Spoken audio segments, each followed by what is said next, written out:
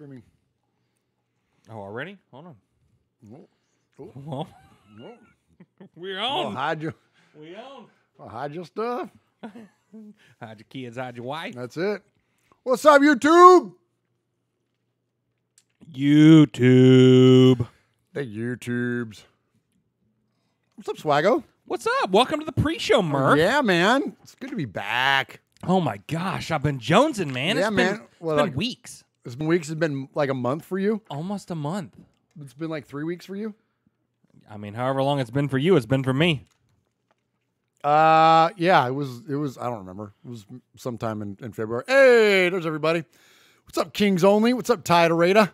What's up, Aaron the Q-Dog Raider, Herman Munster, and Ron the Materator. You know what There that they are. means, Swaggo, when Ron the Materator makes it in there. Well, once he gets in there, then we can start. And then you can officially start What's up, Yo-Yo? episode number 159 of Raiders Fan Radio. Welcome to the show.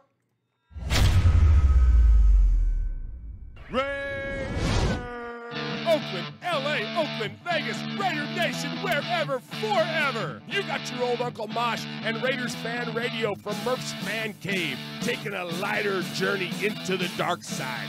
Sit back, put your feet up, pop a top, and enjoy the ride. Here we go! Look left, look right, Kolesnikov, a leaping pass, touchdown! We miss you, we love you, and we'll see you in the Hall of Fame. When you have great coaches, then after you have great coaches, you get great players, you have a great organization, and you tell them one thing, just win, baby. Way up the middle, intercepted Filipiano at the 50, time running down, Oakland football, and I think Oakland victory. The Oakland Raiders have scored on the most zany, unbelievable, absolutely impossible dream of a play. Well, I love this team. I think this team can win. I think this team can win.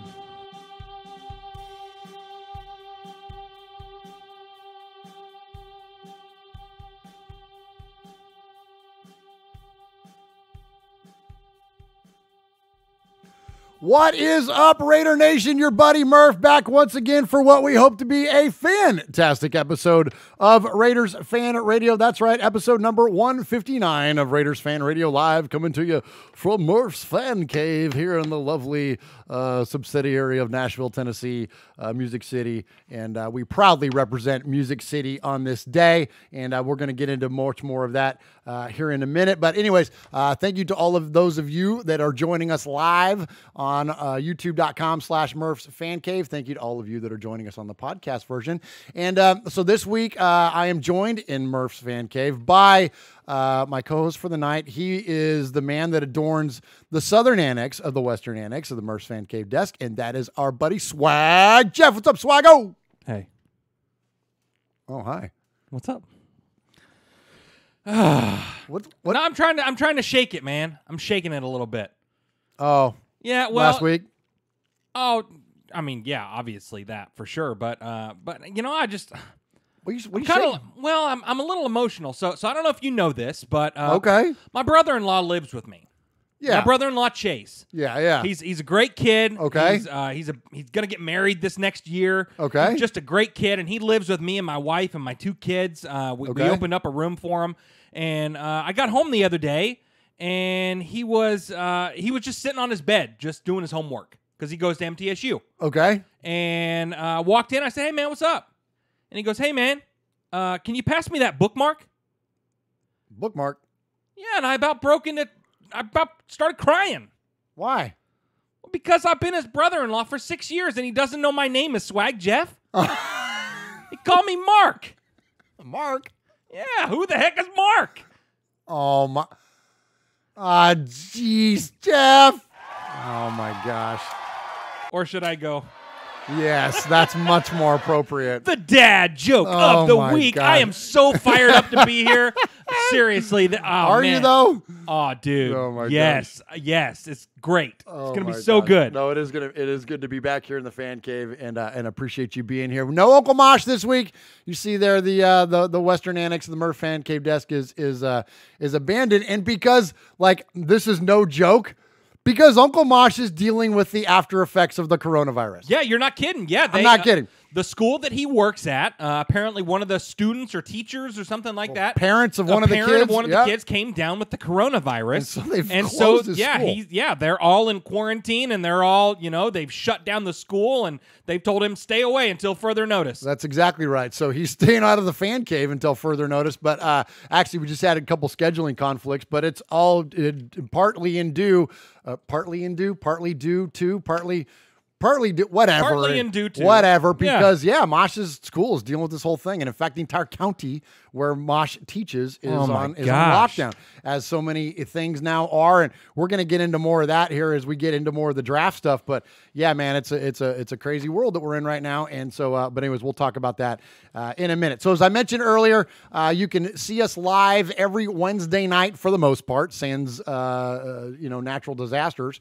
You can see us here on Murph's Fan Cave every Wednesday night. And if you join us live at youtube.com/Murph's Fan Cave, you can jump into the chat and join folks like Herman Munster, Full Metal Mexican, Ron the Materator is in there, Atticus B. Rockin, Running Bear I see, Yo-Yo's in there, Tampa Raider, Fabricator Gill, DT the Sun. Appreciate all of you as always supporting us every week live on Murph's Fan Cave at YouTube.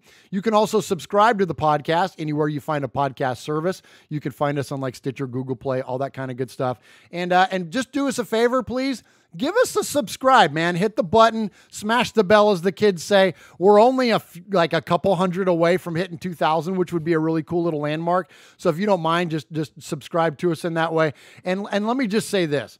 Check us out each and every week. And if and when you tune in, if you really like what we do, then all you got to do is check out this other dude's podcast after the fact, and you'll hear our content repeated. Well, yeah, you will. Yeah, you will. Oh, I'm sorry. Did you say that out loud just now? I meant to think that. Yeah, well, you know what? So speaking of that, okay, we're all about innovating. We are all about innovating. We're all about innovating. That's exactly right. We invent. We don't. What's the right word I'm looking for? We don't imitate. We don't imitate. Nope. We invent. We create our own, and that's okay. And that's right. good. And that's good. So obviously we have some listeners. Yeah, apparently we do. Well, yeah. Apparently some that host their own shows. Okay. Sorry. Anyway, yeah. Sorry. So I'm shutting up now. I'm putting away the pettiness. Speaking of innovation. Okay. So our channel's going to look a little bit different moving forward. Yes. Isn't it, Murph? It's time for a little bit of a refresh, because you know what, Jeff? If you stop swimming, you die. Exactly. Ask the fish. Exactly. Absolutely. Yeah. You don't want to get stagnant. You want to always be thinking of new stuff. And so, as of probably next week, our channel is going to look a little bit different. You're going to be getting a whole lot more content. We're going to double up on our shows. Double up, man. We're going to start bringing the content. Yeah. So, during this off week, or off weeks, I should say, we've had a lot of kind of like, I don't want to get it all heavy about it, like soul searching about the show, but just like we wanted to kind of talk about the direction of Raiders Fan Radio and what we were doing with RFR. And so ultimately this is what we decided, is that, first and foremost, the community around RFR is the best part. It's unbelievable. Of RFR. You guys that are in the chat, all of you that listen to us and email us and send us messages and call the show and all the email, whatever, all that is the best part of RFR. So from now on a Wednesday night, you're going to tune in to this. This is RFR Live. This will be the flagship show. This will be the numbered episodes. You're going to get that each and every week at the normal time, but we're going to focus on the sea of fans. We're going to focus on the chat. We're going to focus on emails. We're going to focus on the voicemails. We're not going to limit it to like 8 calls, which I never really felt great about that. We kind of had to in the interest of time. I never felt great about that. We're going to take that off. Now, we may not even get 8 in the off season like now, but during the course of the season, when you were getting 20 some odd voicemails and all that kind of stuff, we're going to play them all, because we're not going to rush in a bunch of Raiders stories. This show, the RFR live version, is just going to be interactive. That's 100%. Yes, absolutely. So you guys make this show, the RFR community. You guys make us different than any other show out there. Any other show, any other podcast, any other team. We are family. We are community, and you guys make this. And so moving forward, RFR Live is going to be about you. It's going to be about you. You call into the show, you email the show, and we'll get our content from that because it's so much content. I mean, it's going to make a show in itself. Absolutely. That way we don't have to rush. I feel like so many times we get to the end of the Sea of Fans and we're kind of pushing to get through things. So that will give us more time to breathe, more time to be interactive with you all. Heck, we got a message from Kevin again this week, and he's like, when are you going to talk about the freaking penalty thing? Like, we still haven't gotten to it yet. Right. We're going to, not tonight, but we're going to get to it because we're going to do a secondary show. We're going to do RFR Live, and then we're going to have a secondary show. I think we're going to call it the Rundown. We're going to call it the RFR Rundown, and that's going to be more where we can take 2 or 3 or 4 stories, and then we can really just let those kind of breathe and talk about those and kind of get into a little bit more in depth. Kevin also, and we've heard from numerous people look, you guys are awful kind to us, and it's awful flattering that you value our opinions on things because we're just fans with microphones. And but people ask us, like, what are your guys' thoughts? I want to know what you think about this stuff. And so much we're pushing for time, so we glaze over that stuff. We don't get a chance to dive into it. That's going to change. So that show will be audio only. Probably be me and Swaggo, or me and even Sonny wants to join in on some of that stuff. Yeah, heck yeah. So we're going to have that coming for you as well. Swaggo, what else we got coming on the network? We've got some old familiar faces coming back. We do. So we have heard from Mikey. Yes. And he is ready to gear up and do to reprise or reestablish Mondays with Mikey and Murph. Starting the 23rd of this month. We'll have Yes. new episodes of Mondays with Mikey and Murph coming at you. Mikey's nice and settled in now, so that's going to be fantastic. Look forward to that. Yes, absolutely. And speaking of familiar faces, we have also heard from Chuck. That's right. The Fan Club Chuck Blitz from the is coming Fan back. Club Blitz. They said around draft time they're Yes.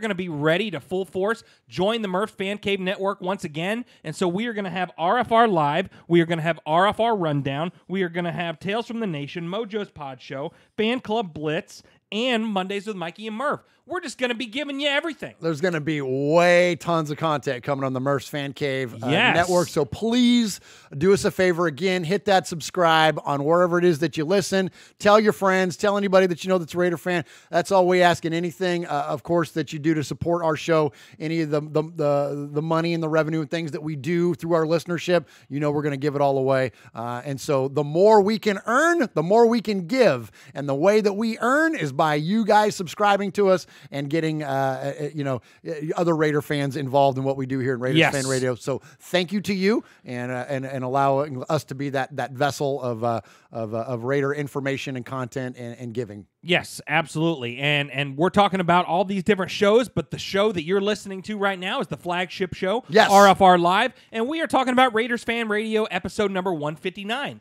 And every week, your boy Swag Jeff gives a reference in Raider history to the episode number that we are on, and this week we are on episode number 159, Murph. That's right. Absolutely. Absolutely. And so this week, episode 159, we are going to be highlighting Marcus Allen. Oh, nice. Absolutely, absolutely. Everyone's favorite number 32, or some people's favorite number 32, right? Yeah, some people like Jack Tatum. Yeah, sure. Yeah. Absolutely. Okay. And some Laker fans like Magic Johnson, but Whatever. Yeah. Whatever. It doesn't matter. But Yeah. but you know what? A favorite number 32, Marcus Allen. We're going to highlight the 1983 season. come on with it. 1983. But it's not the stat that you think of, Murph. It's not the stat that you think I'm about to give. Am I going to be talking about his running game, his ability to run the ball down the field? Are you going to talk about Marcus Allen running with the night? I am not. You're not. I am not. Do you think I might be talking about 32's ability to catch the ball out of the backfield? Oh my gosh, he caught 1 million passes. I'm not even going to be talking about that. What? This week, we are going to be highlighting the 1983 season, Marcus Allen's ability to throw the ball. Oh, that's right. He was a heck of a passer, wasn't he? He was a heck of a passer in 1983. He threw 7 passes, completed 4 of them for 111 yards and 3 touchdowns. Okay. And more than that, he averaged 15.9 yards per attempt. There you go. Episode 159. nice. Marcus Allen. Salute, my friend. Salud. Oh, nice one, Swaggo. Well, yeah. That was good. That was good. Dig it.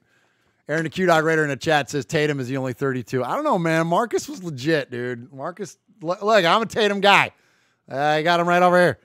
Well, jacked right down there. But, man, Marcus, man. Anyways, the guy's good. Swag, good stuff. All right, so here at the top of the show, before we get into the main content, To that we have the here. meat of the show. That's right. Oh, and by the way, all that stuff we told you about our kind of little bit of a format change. That's not going to be the case tonight. We're going to do regular old Raiders fan radio like we always do tonight. And buckle up. And buckle up because it's a long one. I have a stack of emails, so does Swaggo, and we got a billion voicemails to get to because we missed last week. And we got Vinny on standby just in case. Just in case we get a little tongue-tied, in case Swaggo's tongue gets swollen up from a bee sting again. Then Vinny can jump in and read for us. So, okay, so the reason that we have all this backlog of content and things to get to you tonight is because we were out last week.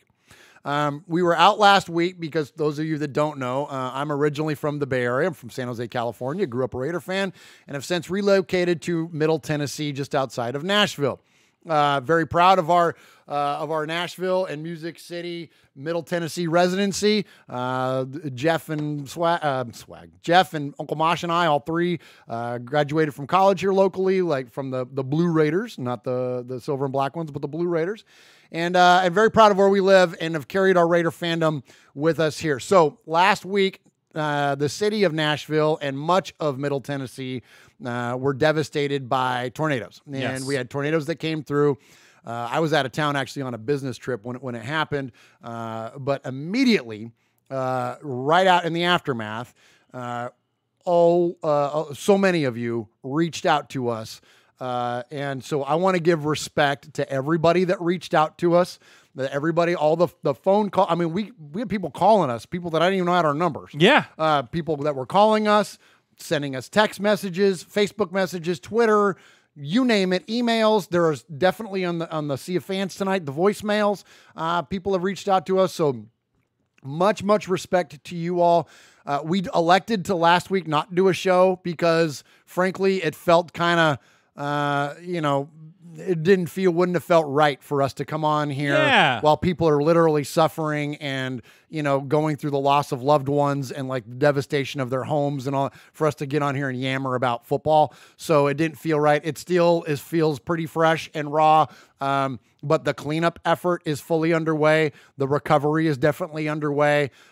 It's amazing the way that the city has responded. Oh my gosh. There has been, there's stories of other states sending us like cleanup equipment and like tree, cleanup stuff and all that. And like literally they're being turned away because all of the volunteers have already accomplished a lot of the, the cleanup process. So there are still plenty of people that are in need. I mean, the Titans Titans donated $1 million. $1 million. The Predators donated a bunch of money. Yes. Then the other teams in the AFC South donated like $100,000. Like other NHL teams, everybody, because what happened here and the way the community has come together and stuff, it's more than sports, man. This is just family. This is life. And, to see everyone come together from all aspects of life, whether it's sporting teams, other communities, other states, all that stuff. It's so cool. And we talked about that. And instead of doing a show, we just volunteered instead. Absolutely. Absolutely. And so speaking of that, thank you to those of you not only that reached out to us in terms of just kind of checking on us, just to see if we were okay, but also those of you that gave. So we put out a couple of posts on some things just to kind of draw attention, hopefully, to some of the cleanup effort. And I want to point out a couple folks. Matthew Mangus, a dedicated RFR listener and supporter, donated $100 to the foundation. And I'm not saying that because he didn't do this to try to draw attention to himself, but I want to draw attention to him because he was one of the ones that reached out to us and was like, and he did it on behalf of our show, which that's again, whatever we can do with our show, that we want to give it, we want to help others, and we want to, we want to love on others, and with whatever way we can, whether that be our efforts with the Bolitnikoff Foundation or in this time. So all that said, I would ask you this: if you are willing to donate, go to cfmt.org. That's cfmt.org, and you can donate there. You can also donate by texting Nashville Strong just like it says right up here on the, you could text Nashville Strong to 68683 and you will receive a link where you can donate there. So that's Nashville Strong to 68683, and that's 100% of the money goes to the relief of the. This was 85 miles of destruction, and it was devastating. And again, so many people are still trying to put their lives back together. And listen, Oakland and Las Vegas and Los Angeles are a long freaking way away from Music City, USA. But still, Raider Nation came out, supported, checked in on us, and I give you the utmost respect, Raider Nation, for doing that. It almost makes me emotional. Yes. Thank you, thank you, thank you for what you have done for us and the way you represent Raider Nation during times like this. You know, often they say, Jeff,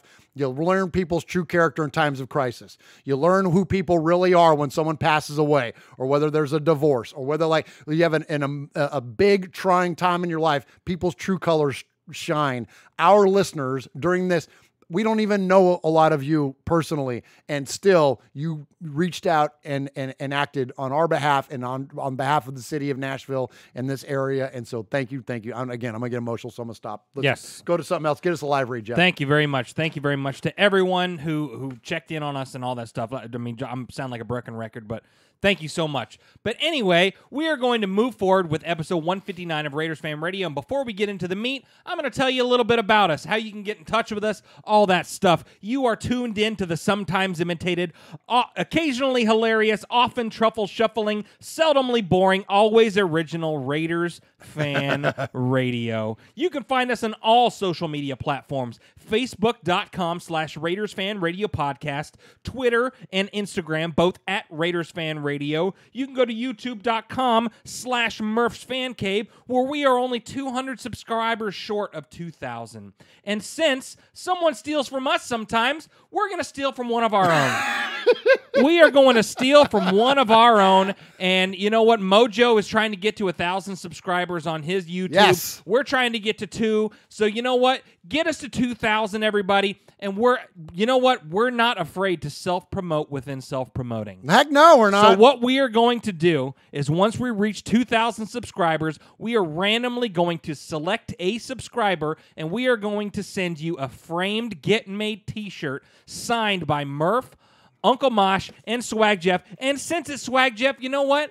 I might give a little bit of my swag away. We might have some other things that we want to give. We might have some other things that we want to give away. I might dip into my own closet and give you something. You know what? Nice. Yeah. So we're all about that. We're all about self-promoting. But you know what? We just want to get subscribers.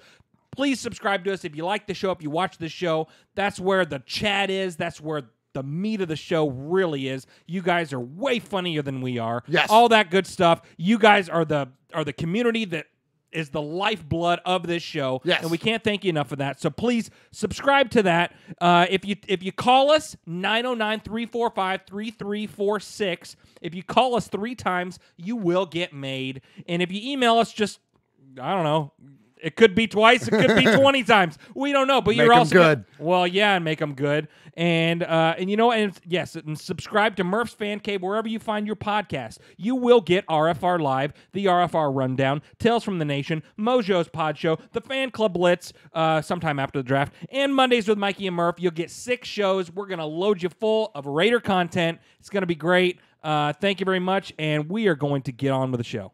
Boom. Hey Raider Nation, this is Max Crosby from the Oakland Raiders. And goes down, and Max Crosby, who forced a fumble last week. You're listening to Murph, Mosh, and Swag Jeff on Raiders Fan Radio. Thank you so much. Just win, baby. And I hear that our boy Max Crosby's got a new girlfriend. Oh, boy. So Gross. good luck to him. Yeah. Oh, man. You. Sheesh. That's so... You have to put 3 X's in his name now. Oh, my God. So terrible. Whatever. Move on. All right.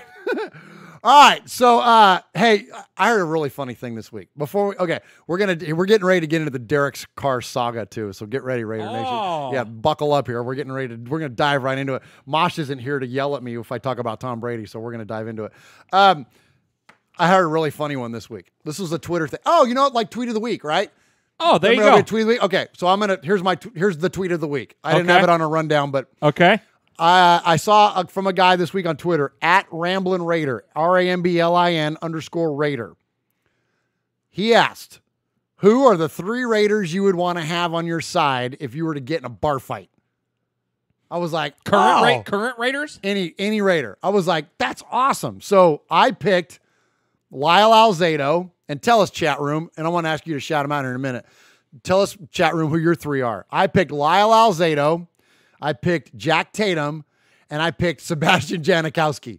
Nice. So I'm like, okay, those 3 guys. But afterwards, I picked Seabass because I thought it was kind of fun and funny. But afterwards, I'm like, Big Ben Davidson might have been my 3rd instead, because no one was more of a badass than Ben Davidson, especially well, back yeah, in and the if he's at a bar, he'll drink a Miller Lite. yeah, Right? yeah. With his commercials? Exactly. Good memory, Swaggo. Yeah. So I thought that was, but that's a fun one. You got 3 off the top of your head? Oh my gosh, I would say Alzado for sure. Alzado for sure. For sure. And That's almost like on the Mount Rushmore, like it's just an automatic. Yeah. Like You everybody's spotted got Alzado. Everybody spotted Alzado, so Yep. pick 2 more. You know yeah. what? And I would say Stabler.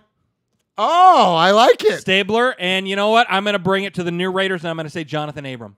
Oh. Just because, you know what? I want to have a drink with that guy. Yeah, I know, right? I just want to have a drink with him. Absolutely. You know what? Kenny is sneaky badass. Well, He was a sneaky tough guy because he was really likable and really kind and friendly. But Kenny could throw. Absolutely. Kenny could throw. All right, so who do you guys got out there? Sis Drunk, Alzado, and Foo. Eye Patch says that's a good one. Q Dog says Alzado, Twos, and Tatum. Ooh, Oh, nice. I like that Oh, one. he said, Herman Munster said, perfect. That's all you'll need. just perfect. Just perfect. I dig it. He'll dive head first right into you. Who's that? Was it Herman Munster? Herman Munster. That was awesome. Fisher says Matuzak, Alzado, and Jim Otto. That's a very good, nice. very underrated tough guy. There, Romanowski, I see in there. Yeah, that's some good ones in there.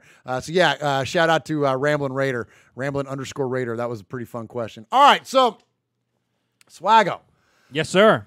Oh my gosh, what this offseason is crazy. Okay, so kind of the crux of the offseason so far has been, what are we going to do with Derek Carr, right? And there's a lot of Derek Carr talk amongst us fans. Yes. The Raiders have been I'm sporting his jersey tonight. on purpose. On purpose. Because this might be the last week that he's on our team. This is the last episode before free agency, so you never know. You never know. Oops. Well, I went the wrong Whoa, way. hey.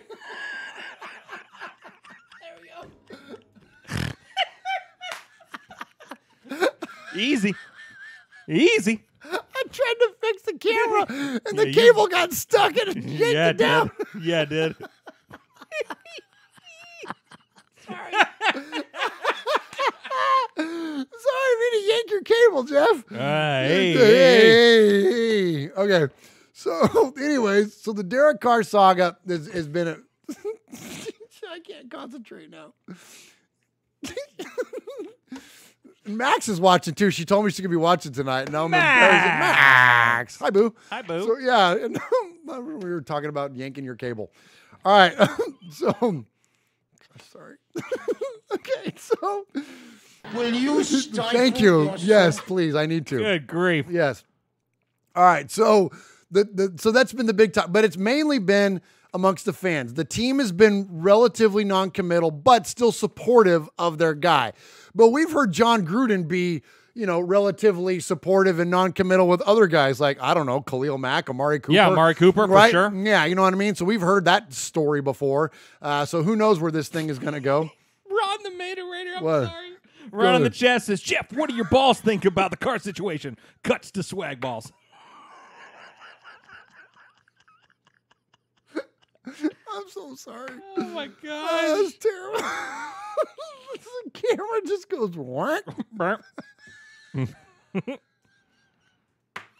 Oh, jeez. I got my glasses fog up. Okay.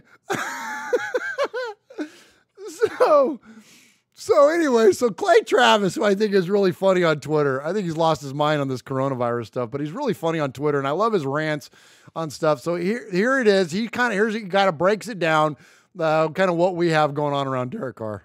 Derek Carr, Not a full-throated endorsement from the Raiders, who are reportedly going to go after Tom Brady as well. Could they go after Teddy Bridgewater? Could they go after, I don't know, anybody else, Marcus Mariota, that's out there that's a lot more affordable? Maybe Cam Newton if he comes available. I think that it is going to be a intriguing story to follow in Oakland as John Gruden prepares for year 3 with the Raiders as they move to Vegas from Oakland and as they begin a new part of their franchise's history. Do they have a sexy sizzle higher at the quarterback position, or could they go into the draft and get somebody? That's a story worth following as well. I don't buy that the Raiders are committed to Derek Carr. All right, so we months ago talked about at the end of the season, talked about how it would be prudent for the Raiders at this point to explore another option. And I think that's what Clay's saying. And I think ultimately that's what the Raiders are doing, that they're not closing themselves off to another option. That when you have a guy that on paper does a pretty good job, but doesn't seem to have that it factor in terms of the clutch gene. We have seen him at times in glimpses and been great in comebacks. But also we've seen him with a record of 5-45 when he falls down, when his team falls behind by more than 10 points, where on the converse of that, we see somebody like Mahomes have 3 come from behind victories of more than 10 points in the postseason. Yep. Right? Like, so that's the challenge for Derek. So, and I think that's the challenge for the Raiders is that he's not bad, but he's not taking us to the next level yet though either. Right. And so ultimately, I think we felt months ago, we talked about this, that it would be prudent for the Raiders to at least explore another option. Yes. To at least explore the idea of bringing in a genuine, I don't want to call it a threat, but a push of his position. Yes. That historically he hasn't been challenged. That's the word I'm looking for. Somebody to challenge him for his spot. Right. Mike Glennon, Nathan Peterman, Deshaun Kaiser. These guys aren't going to challenge Derek Carr. Not No. even Matt McGloin or Connor Cook. Or, these guys didn't challenge him. What we speculated on was that a guy like Marcus Mariota might actually be that kind of guy. John Gruden loves reclamation projects. The Raiders as an entirety love reclamation. Marcus Mariota is a guy that Gruden and Mike Mayock loved when he came out of Oregon. He can beat the Chiefs. Thank you. Even if he has to throw a touchdown pass to himself, he can beat the Chiefs. Still beat the Chiefs. He can beat the Chiefs in the playoffs too, huh, Jeff? Absolutely. So, like, there's and he's a little bit more dynamic in terms of his running ability and his elusiveness, which is now the way the NFL's going. Yes. So there's a lot of things that just made sense to us that Mariota would be the guy. It has nothing to do with where we live, although he played right down the street. It had nothing to do with that. It just felt like it would have been a good fit. Well, now here you go. Here's the next thing to build on this little Derek Carr saga. Yes. Mike Garafolo of NFL Network came out this week and kind of laid out this Marcus Mariota potential. Drive a wooden stake through that story to kill it. I just can't. I can't go that far for you. I would say it's unlikely based on the conversations that I have had. So I would say if there's no Tom Brady, then some other veteran quarterback that's going to be out there. And I'll actually give you a name that I think you should watch here based on what someone told me. That is Marcus Mariota here. And I love this thing that's available to us, and I don't know how long it's going to be available to us. It's that we can go back and see what Mike Mayock said about some of these guys when he was working for us at NFL Network. And I went back and checked. Where did he rank Mariota? Oh, that's right, number 1 over Jameis Winston in that draft. So he has a high opinion of him already. And it would be an interesting situation if he did wind up with the Raiders because, are the Raiders married to Derek Carr? Are they moving away from Derek Carr? I think it's somewhere probably in between there. And it would be interesting to see if they add a veteran, Ian, what the dynamic would be like. I think it's an interesting choice. And I think that the quarterback room, if I remember right, back in that episode, I think it was like 6 weeks ago, whenever the heck it was, when we talked about it, we said it would be cool to get Mariota in there as the free agent signing and then use one of the third-round picks that the Raiders have to draft a younger Sure. You know what I mean? Like, you see maybe a guy like Hurts falls to that point or something like that. He did have a pretty good pro day over at Oklahoma. He looked pretty on point, so I don't know if his stock is rising. But a guy like that, you can build around a guy like Carr who maybe, will Mariota become the starter or will he push Carr to the next level? You don't know. You've seen Carr do well. You've seen Carr do well, so you know he can do well. Take a look at 2016, But, yeah, you get both of those guys training a guy like Hurts or one of the third-round quarterbacks that are available. I mean, that's pretty cool. I think so too, man. I think that it will round out a really nice quarterback room, and I think a guy like Mariota fits exactly what. Now, there's a little bit of what, like, oh, he's too soft of a spirit, and somebody like Gruden. I'm like, yeah, we heard that about Derek Carr too. Like, these guys are football players, man. They're not like, you know what I mean? He's not gonna like get his feelings hurt by John Gruden. You know what I'm saying? Right. Like, I don't buy that. And I think that in terms of character and like dedication and like work ethic, like he's perfect. Like he's exactly he's right in line with Carr. Exactly. He's, the guy that, good family man, all that kind of stuff. Just to, may not be as loud as some other quarterbacks, kind of a more soft-spoken, lead by example kind of guy. When he was in Tennessee, watching him get benched and stuff like that, to see him be Tannehill's biggest cheerleader, that's pretty cool. It's pretty cool, man. That shows a lot about his character, who he is as a man, all that stuff. So I dig that. I do too, man. I'm a big supporter of this move, and again, just if anything, because I think, listen, here's the bottom line, Raider Nation, is that as much as we may get bothered by Derek throwing the ball in the dirt and the fumbles through the end zone and the things that look, I mean, there are things about Derek that are challenging. I'll read you a couple things here. If Derek Carr starts the season opener for the Raiders this year, he'll become the first quarterback since the merger to start 7 straight season openers for a team without ever appearing in a playoff game. Wow. How about that? You know what I mean? Like, wow. So there's some things that, like, it's just, anyways, I forget where I was going entirely with that. But the bottom line is this, is that Derek needs to be pushed, or they need to move on from him. Yes. But I think that ultimately he's got it. He's a talented guy, and the likelihood of him being our starting quarterback week 1 is very good. I think he's going to be the guy, but I think they got to do their due diligence to try to push him a little bit. Yes, absolutely. All right. What about past the quarterback, Jeff? Let's go past the quarterback and talk about some of the other Raider needs this year. We were at we went and got craft services before the show tonight, and went and talked to our buddy Jeff Murphy down at Domenico's. Absolutely, which was awesome. And we were talking about kind of some of the other needs that the team may have, something outside of just the quarterback. Obviously, we're set at running back. We're looking really good on the offensive line. Like, a couple pieces maybe still that need to get moved there. But secondary, linebackers especially, like linebackers. Yeah, linebacker, wide receiver for sure. Absolutely. Those are definitely things that need to be addressed. So let's go back to NFL Network and hear from our buddy Peter Schrager on Good Morning Football and hear what he has to say about what the Raiders' needs are in 2020. I'm going to go with another team out west, team starting a new home. I'm going with the Las Vegas Raiders. I feel like the Raiders, the wheels fell off at the end of the season, but the Raiders had one of the best draft classes you'll see in the NFL, and they did it last year. When you go out and you draft those 3 guys in the first round that we know, Cleve Farrell, Josh Jacobs, and Jonathan Abram, and then you also go out and get Trayvon Mullen, who started at corner. Max Crosby was a finalist for Defensive Rookie of the Year. Foster Moreau started at tight end. And Hunter Renfrow, who's a great number 3 wide receiver in this league. You have a good core and a good talent base. That was Mike Mayock's first draft. This year, they have the 12th and the 19th pick. They also don't have the distraction of Antonio Brown, which I think kind of haunted this team in the summer. Now that's clear.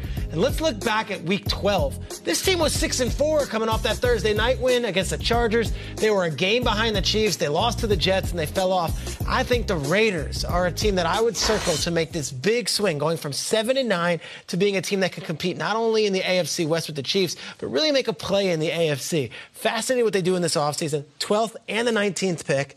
And of course, have a lot of money to spend in free agency. And are starting in a new home with all that excitement around Las Vegas. That's going to be incredible. This would be a cool story if the Raiders became one of these teams that we're talking about come January next season. Absolutely. And, and to kind of piggyback what he said right there, we've got a lot of free agency money to play with. Yeah. We've got a lot. And we just, obviously everyone probably listening knows we did just release Whitehead, Tahir Whitehead, but that saved $6.5 million in cap space. So, and the rumor is we're shopping Gabe Jackson, which would free up another, I don't know, $8 or $9 million. Yep, absolutely.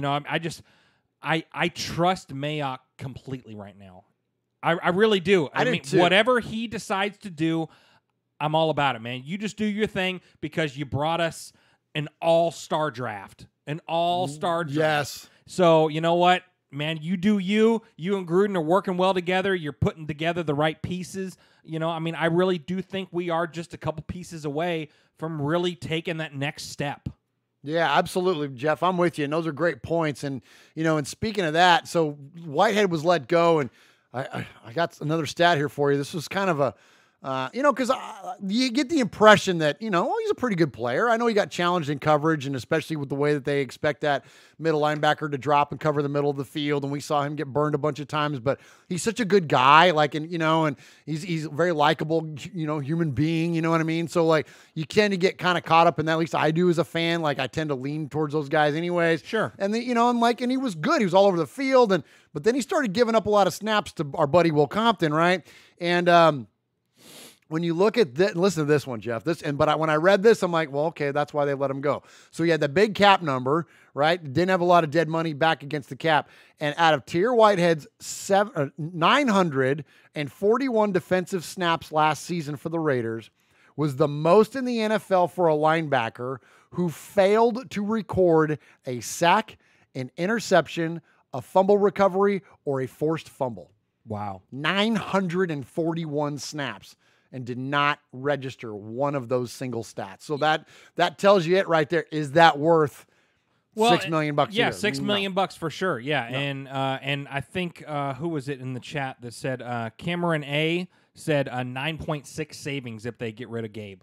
That's what I'm talking about, that's man. Strong, but you know what? To piggyback off of what you said about Whitehead, you know, I mean, is that you want playmakers? You know, we're looking for playmakers. We're ready to take the next step. Did he do his job? Yes. Did he lead in tackles? Yes. But you know what? He's the Derek Carr of defense. Hello? Like, he's there, and he's great. He's there, and he's doing kind of what he needs to do. You know, he's not elevating, not making these big game breakers. Like, yeah, that's a good point, Swag.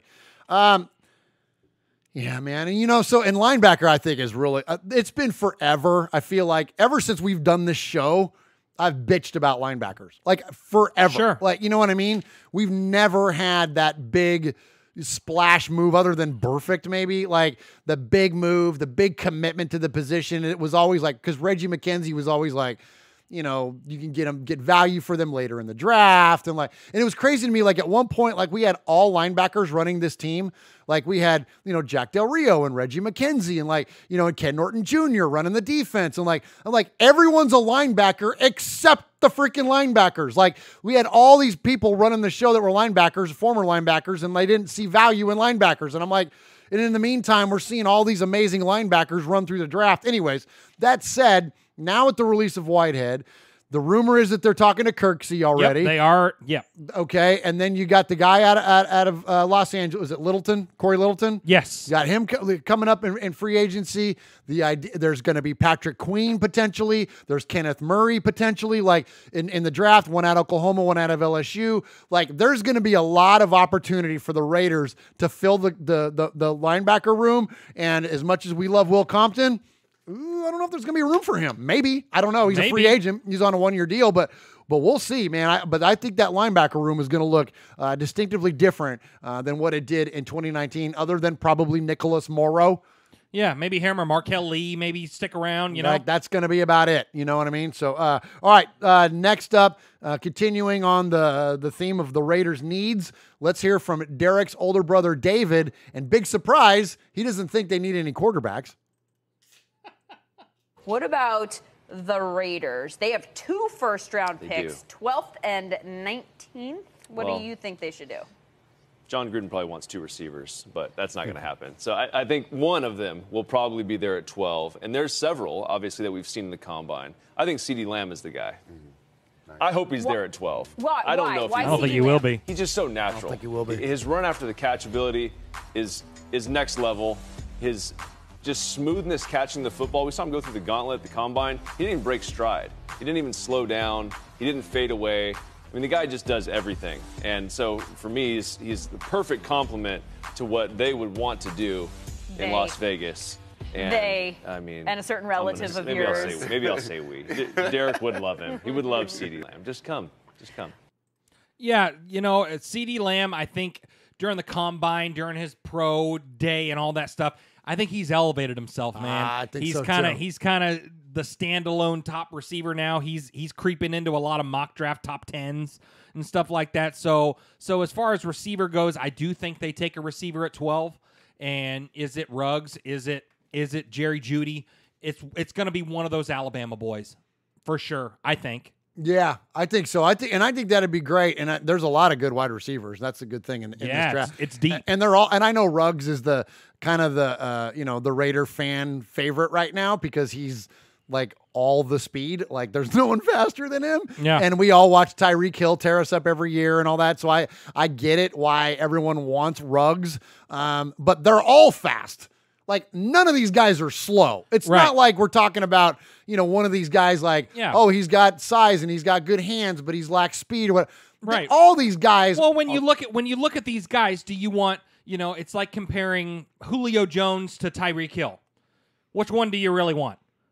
You know what I mean? Yeah, and Julio's not as fast as Hill, but he's fast too, and he's a big guy, right? But point being though is that like all these guys are they're not dissimilar in their skill sets. They're all great route runners, very precise, great hands, you know what I mean? Like excellent change of direction, so I think either of those three guys we're good on. Here's the thing though, the Raiders have proved to us, if anything, they'll wild card it on a pick. Like just because that's where we think they're going and that's what the media is talking about, that doesn't mean that's what they're going to do. That goes back to the Al Davis days, and that's the Mike Mayock days too. That doesn't necessarily mean that they're always going to draft who we want them to draft. F to the E to the R to the R to the E to the L to the L. Am I right? It ain't furl. There you go. There you go. There's case in point right there. Case in point right there. So I don't know. I think it's going to be interesting. I mean, all signs say one of those wide receivers and then a linebacker. Yep. But again, you never know how these things are going to play out. You never know who's going to package what to where. There might be a big splash move. Who knows, man? We might go crazy and get a quarterback. You never know. I mean, you really don't know. We could trade and move up into the top 10 to go get CeeDee Lamb. You don't know. You don't know. And that's why this thing's a crapshoot. And if you think the Raiders are going to tip their hand, I would encourage you to think of it differently because they're going to, if anything, they're going to misdirect you. They're going to make you think that they're going to make you think that they're doing something, you know what I mean? Like they're following a certain path, but at the end, they've got something completely different going on. It's a poker game. We talk about this every year. Yes. The draft is a poker game between 32 people. Absolutely. They're all trying to figure out, they've all got different needs to address. They're all in different positions, and no one is going to tip their hand. Any information that you get is usually false. It's usually misdirection. It's usually a bluff because they want to advance their position. They're not going to give away what their intention is. Absolutely. And what's different with us, we experienced it last year, and now we're going to get the full force of it this year. It just goes back. I trust Mayock. Yeah. I trust him, man. Whatever he decides to do at 12 and 19 and in the third round, 80, 81 or 81, 82, whatever it is, I trust him, man. I trust him wholeheartedly and completely, and I just can't wait for it. It's going to be fun. Yeah, me too, man. I'm excited for it one way or the other. I wish I could see it live. Draft button. Here is latest draft. There's a draft! Watch out for drafts. This is the NFL draft. Look, I'm entering the draft. He's going pro in the draft. You're going to the draft? The draft looks solid. They drafted me. Apparently you were drafted. I drafted you.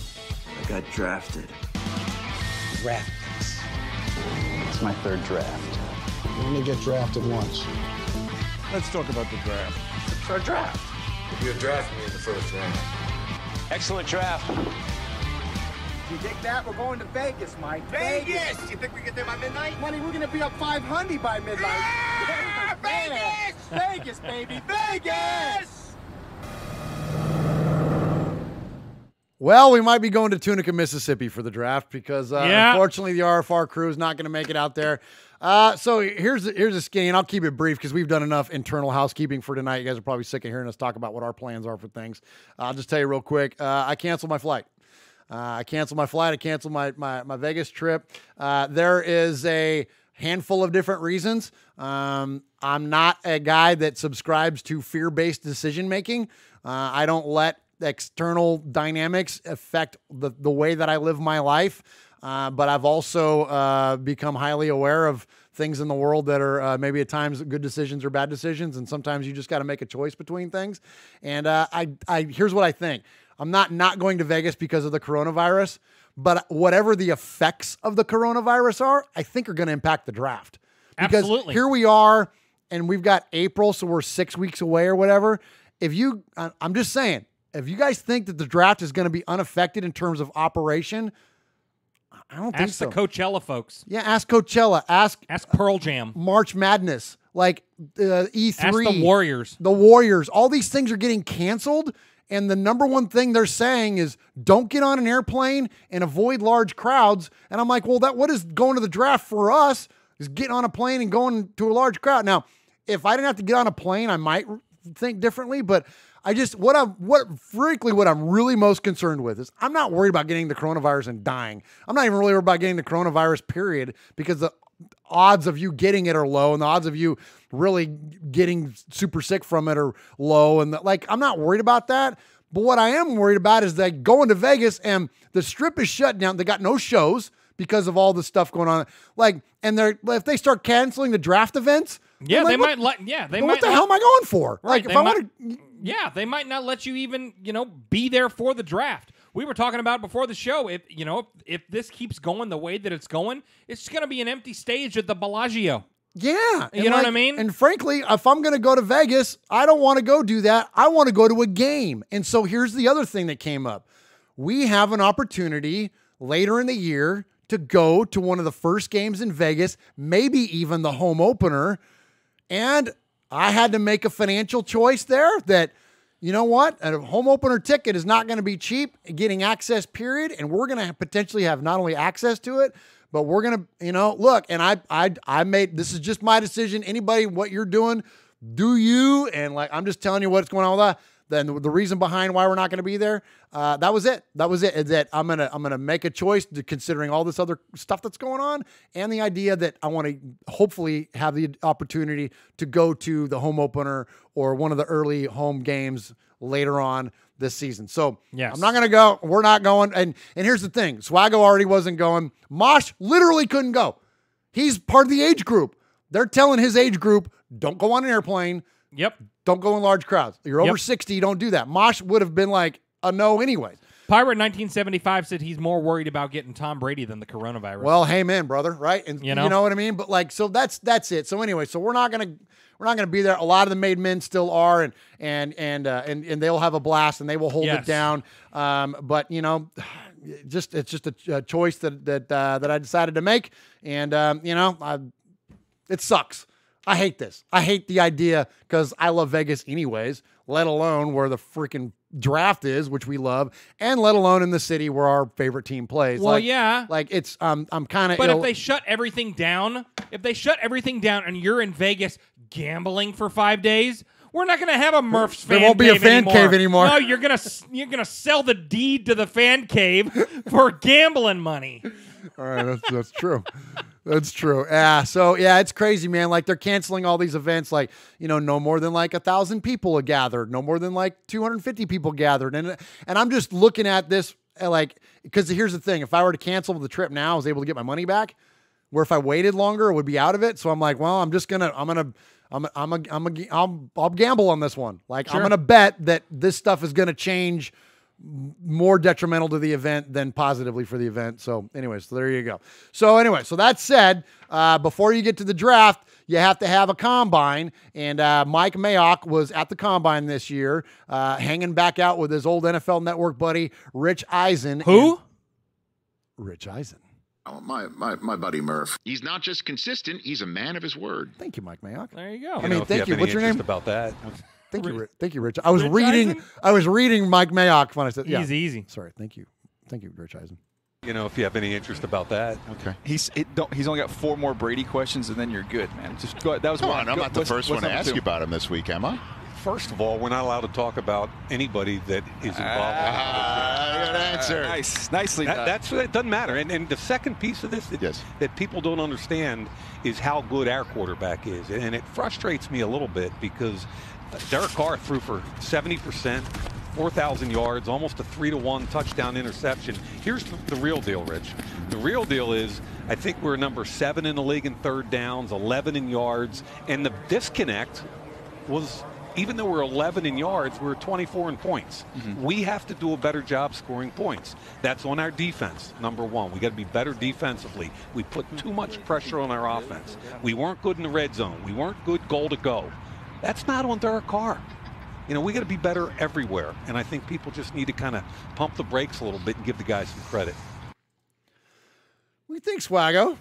You know, it's like a non-committal support is what these comments that he and Gruden make. It's yeah, but it was more committal than non-committal, in my opinion. You think? I think so. You know what? I think when free agency opens, we're going to tell very quickly what they're going to do with Derek Carr. And I'm not talking about signing Marcus Mariota. I'm not talking about signing whoever at the quarterback position. I'm talking about how aggressively are they going to go after wide receivers in free agency. We're going to know real quick what their plan is with Carr. Super fast. Yeah. You know, I mean, yeah. How, are they going to aggressively go and try to steal Stephon Diggs from Minnesota? Yeah. Are they going to go and, throw the boat at AJ Green? You know what I mean? Are they going to get weapons in place to make it easier for Derek Carr? Do you go and get that and then get Mariota? Have the 1-2 punch, have the push for Carr, and give him options. Yeah, that'd be sweet, dude. That's what I'm hoping for. You know what? Look, I want Carr to succeed. I really do. Of course, yes. I really do. I love the guy. Not only do I I just love him as a person. He's our brother in Christ and all that kind of stuff. Amen. And I dig the guy, man. I really like him. I think he's a good leader, but he does need help. He does need help. I don't know if Tyrell Williams isn't a number one receiver. He's a solid 2. A solid 2 or a solid 1A. But you know what? He's not a number one receiver. Right. So if they aggressively go after an elite receiver, then I think you have your answer. I think you're going to stick with him for at least another year. Well, I don't see them somebody'd have to make an awful dumb offer to him for him to move. I don't think the idea of like their shopping car, but I think they're open for business, and if somebody came along and offered them a 1 or a couple of 2s or whatever that is, sure, whatever their value is they assign to Derek, I definitely think that they would be open to that.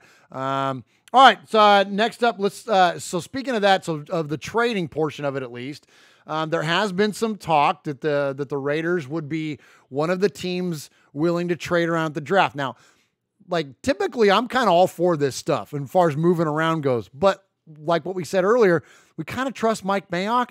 So I like Mike Mayock with 3 third-round picks. So do you want to package 2 of those to move up? Like I almost feel like giving him more swings is better than giving him, 1 less swing that's a higher place. Right. You know what I'm saying? Because what do we have in the third? We got 3 threes. We got 2 80, 1s and 3 you got 3s. 80, 81, and 93 or something like that. Something like that. So yeah. you take your 81 and 93 and you trade it to get back into the second round. Yeah, and seeing that's a nice thought, but do we want it? Would you rather have the extra pick to give Mayock another shot to hit on a Max Crosby, Hunter Renfrow? Yeah, exactly. So, you know what I'm saying? Exactly. So that's a hard one for me. Okay, so that said, let's at least hear about it.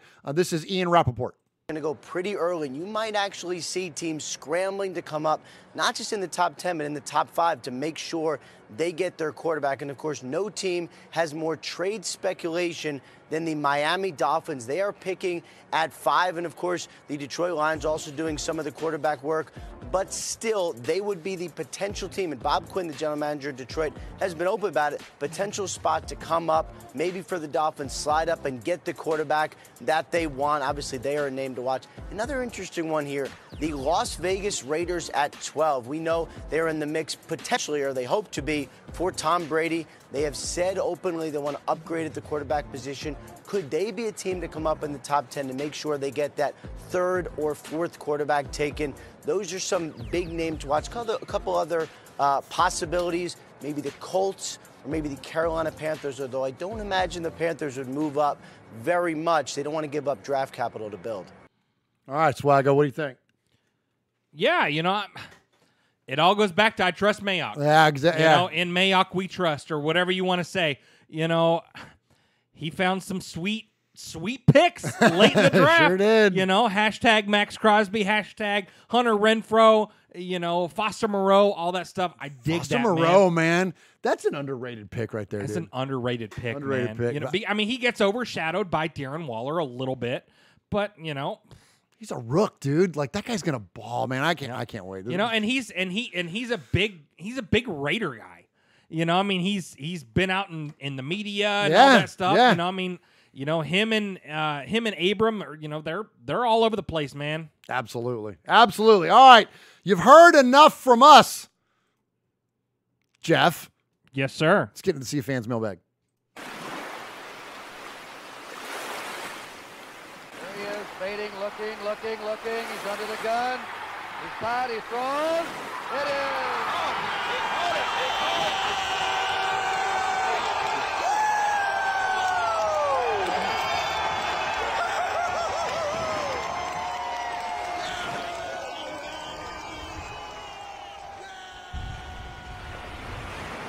All right, here in the Sea of Fans mailbag on Raiders Fan Radio, which is soon going to be the focus of this RFR Live show. You can contact us in one of two ways, please. You can call us always at 909-345-3346. That's 909-345-3346. Leave us a message, and if we play your message on the air 3 times, you become what we refer to as a made man or a made woman. And we've got one to award tonight. We've got a new made man here in the Fan Cave. You can also email the show. You can email us at show, S-H-O-W, at RaidersFanRadio.com. That's show at RaidersFanRadio.com. And if you email us an indefinite amount of times, then we will refer to you as a made man or a made woman in that way, like our friends Haley, Queen Haley of Scotland, or our buddy, His Lordship Paul in Shropshire. So definitely hit us up. And that's our favorite part of this show is the Raider community, the Raider Nation, the RFR community that comes together. And so we're going to soon, again, focus the entirety of this show on this portion, and it's going to be a lot of fun. So get those things coming, please. Get those messages, get those emails coming in. So we got, because we want to hear from all of you. And this is really cool, Swaggo. So we've heard from so many people tonight. We've got a nice long email and voicemail list, and a lot of folks we hadn't heard from in a minute. Alex and Alaska Raider and a lot of people that we hadn't heard from. So we're really excited to hear from them. But before we get to all of that, I want to get to one of the Raiders.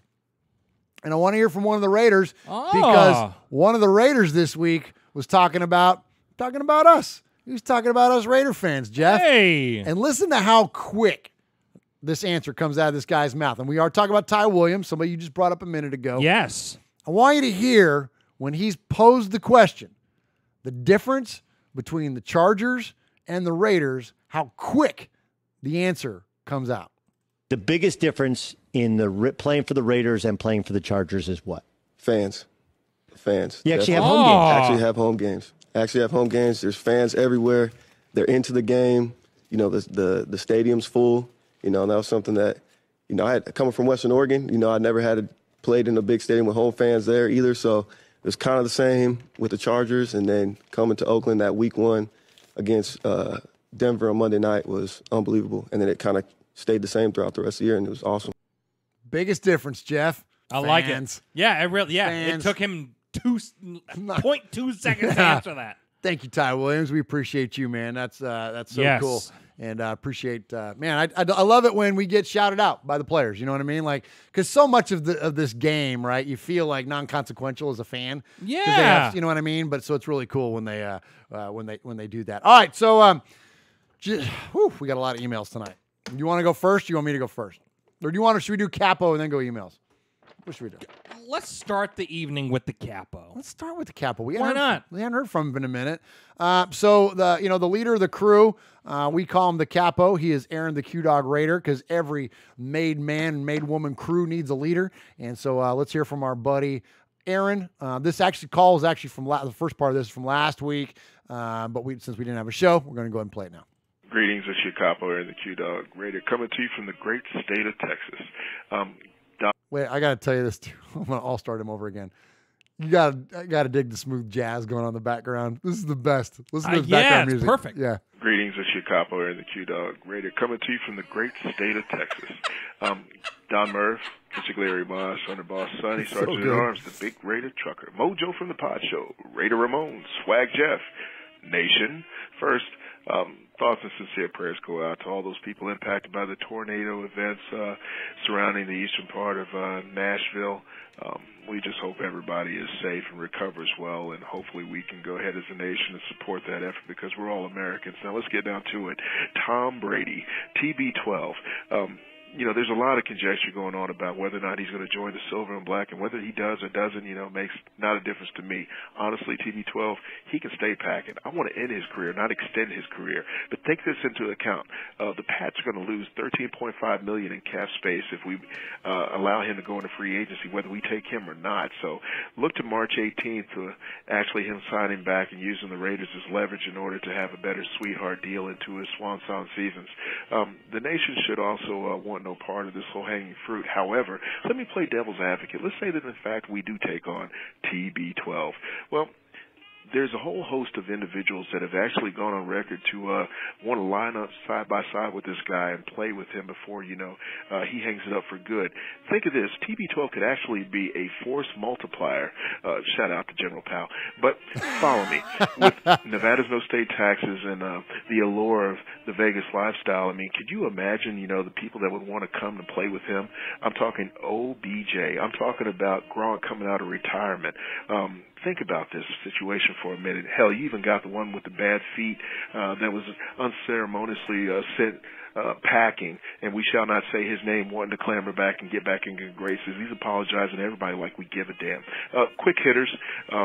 The Raiders, we can use another pass rusher, and we have got a stellar one, and we have the means in order to get one back into the fold. To join Max Crosby and Beatty Cleveland, F to the E to the R to the R to the E to the L to the L, who gives a damn? Step your game up. But adding Yannick Ngakoue from Jacksonville. I love this call. Man, I tell you what, that would definitely make our pass rush feared, if not respected. Henry Ruggs. We just got through coming out of the combine, a 4.28 40 non-win aided official. Look, you can't coach speed. All things being equal, draft speed. March 16th through the 18th, of course, look to free agency. At 4 p.m. on the 18th, the floodgates will open. The Mecca. Sign up. But anyway, I'll go ahead and digress. On the 23rd through the 25th, that's going to be the draft. Come out there. It's going to be an RFR made man who's who. Come get down where you fit. Get in. Mess with us. The itinerary is still being formulated, so get in where you fit once again. Now, let's speak a little bit more on the draft. And we're going to keep talking about the draft until the draft occurs, so just deal with it, baby. The Raiders have 2 picks in the first round, and I guess they're going to have 3 in the third. But given Shucking and Mayock their druthers, we might just acquire something for Derek Carr. I'm thinking like a day 2 pick or picks. I think he may warrant a second-round pick, and for somebody truly desperate, we might get a first. But I don't think Tampa Bay, according to the latest vibe out there, is going to be chomping at the bit to bring him on. I said it before, and I'll say it again. DC 4 to the Colts. The Indianapolis Colts. I've got my reasons. You might have heard them, but that's where he's going. June 14th through the 16th, the Raiders hold their first mini camp in Vegas, and Chucky's gone on record as saying he's going to open up the doors. Anybody that wants to go in at 10, come on in for free. So knock on wood if you're with me. The hit list. Rumors of our defensive tackle, second-year player P.J. Hall sending dick pics to other men.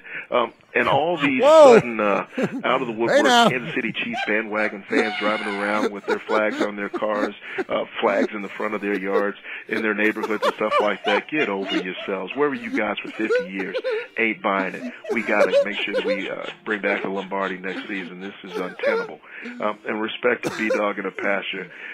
Haley, the Lady of Darkness, Watts Raider, Sugar Shane, Bobby Wasabi, Raider, Homer, Splatterhead, Potts Fitz, His Lordship, Paul from Shropshire, Mississippi, Eye Patch, Rev Raider, Kevin the Raider Nerd, Running Bear, Coach Davis, Raider Lim, Raider Cliff, and Ron from Alliance.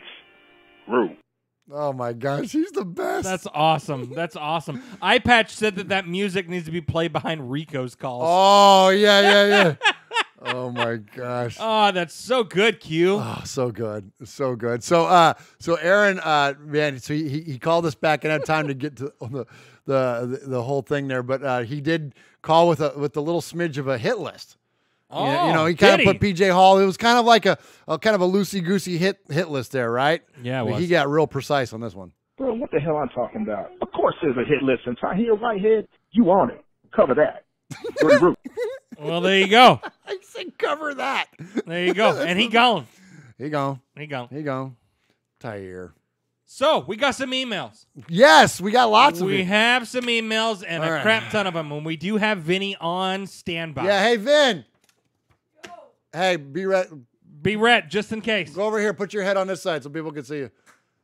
There you go. There you go. Vinucci. Just say hi. Put some drawers There on, you go. bruh. All right, yeah. Put some drawers on, bruh. Be ready. Be ready to go in case we need you to come Yeah, pinch hit for us on emails. Yeah, you're in the bullpen. Just That's in right. Case. Yeah, just be warming up. That's right. Just be warming up. All Do right. some do some vocal exercises. There or you go. something. There All you right. go. All right. Murph. Yes. I am addressing this email to only you, Murph. Oh wow! What for do I? reasons that will become apparent. Oh. Well, I'm a parent. Since it's a bit of an NFL Nerd. slow time. Will you stifle yourself? I'm on a roll, man. I'm trying to read this damn email. All right. Hey, why you gotta? First, Uncle Mosh yells at me and threatens to walk out, and now you're yelling at me on the show. Well, let me read the email. I struggle with these emails, man, and I was on a roll. I didn't say the entire time, and you're over there giggling and hooting and hollering. Give me a second. You're killing me. Okay, go ahead. Murph. What? I am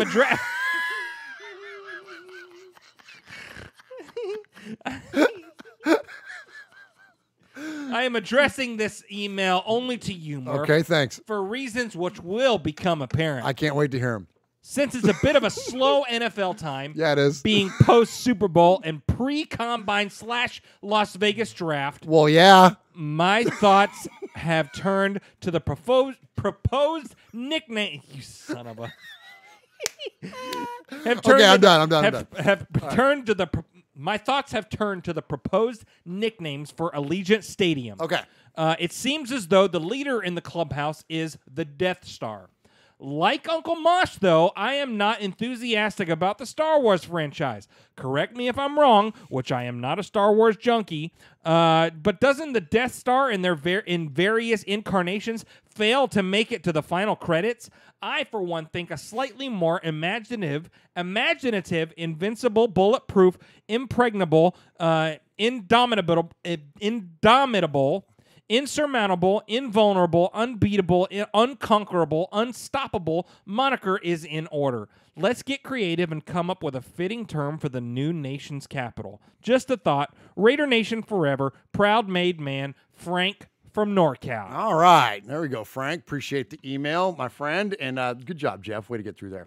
Yeah, thanks for all your help. All right, so here's the thing. I've heard from numerous people, and you guys know what a Star Wars geek I am. I freaking love the Star Wars franchise.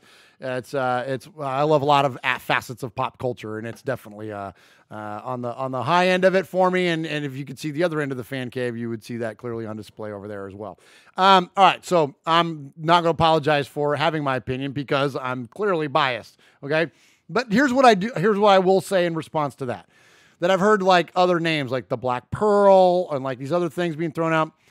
That's pretty cool. Black Pearl's cool. I like the Owl since it's Allegiant Stadium. Oh. I like the Owl. But here's the thing. Owl didn't get this done. Owl tried for the entirety of his life to get a stadium built for the Raiders and never did. So if you want to name it after somebody, it should be the Mark. The Purple Shoe Stadium. Yeah, you know what I mean? So here's why the Death Star is cool.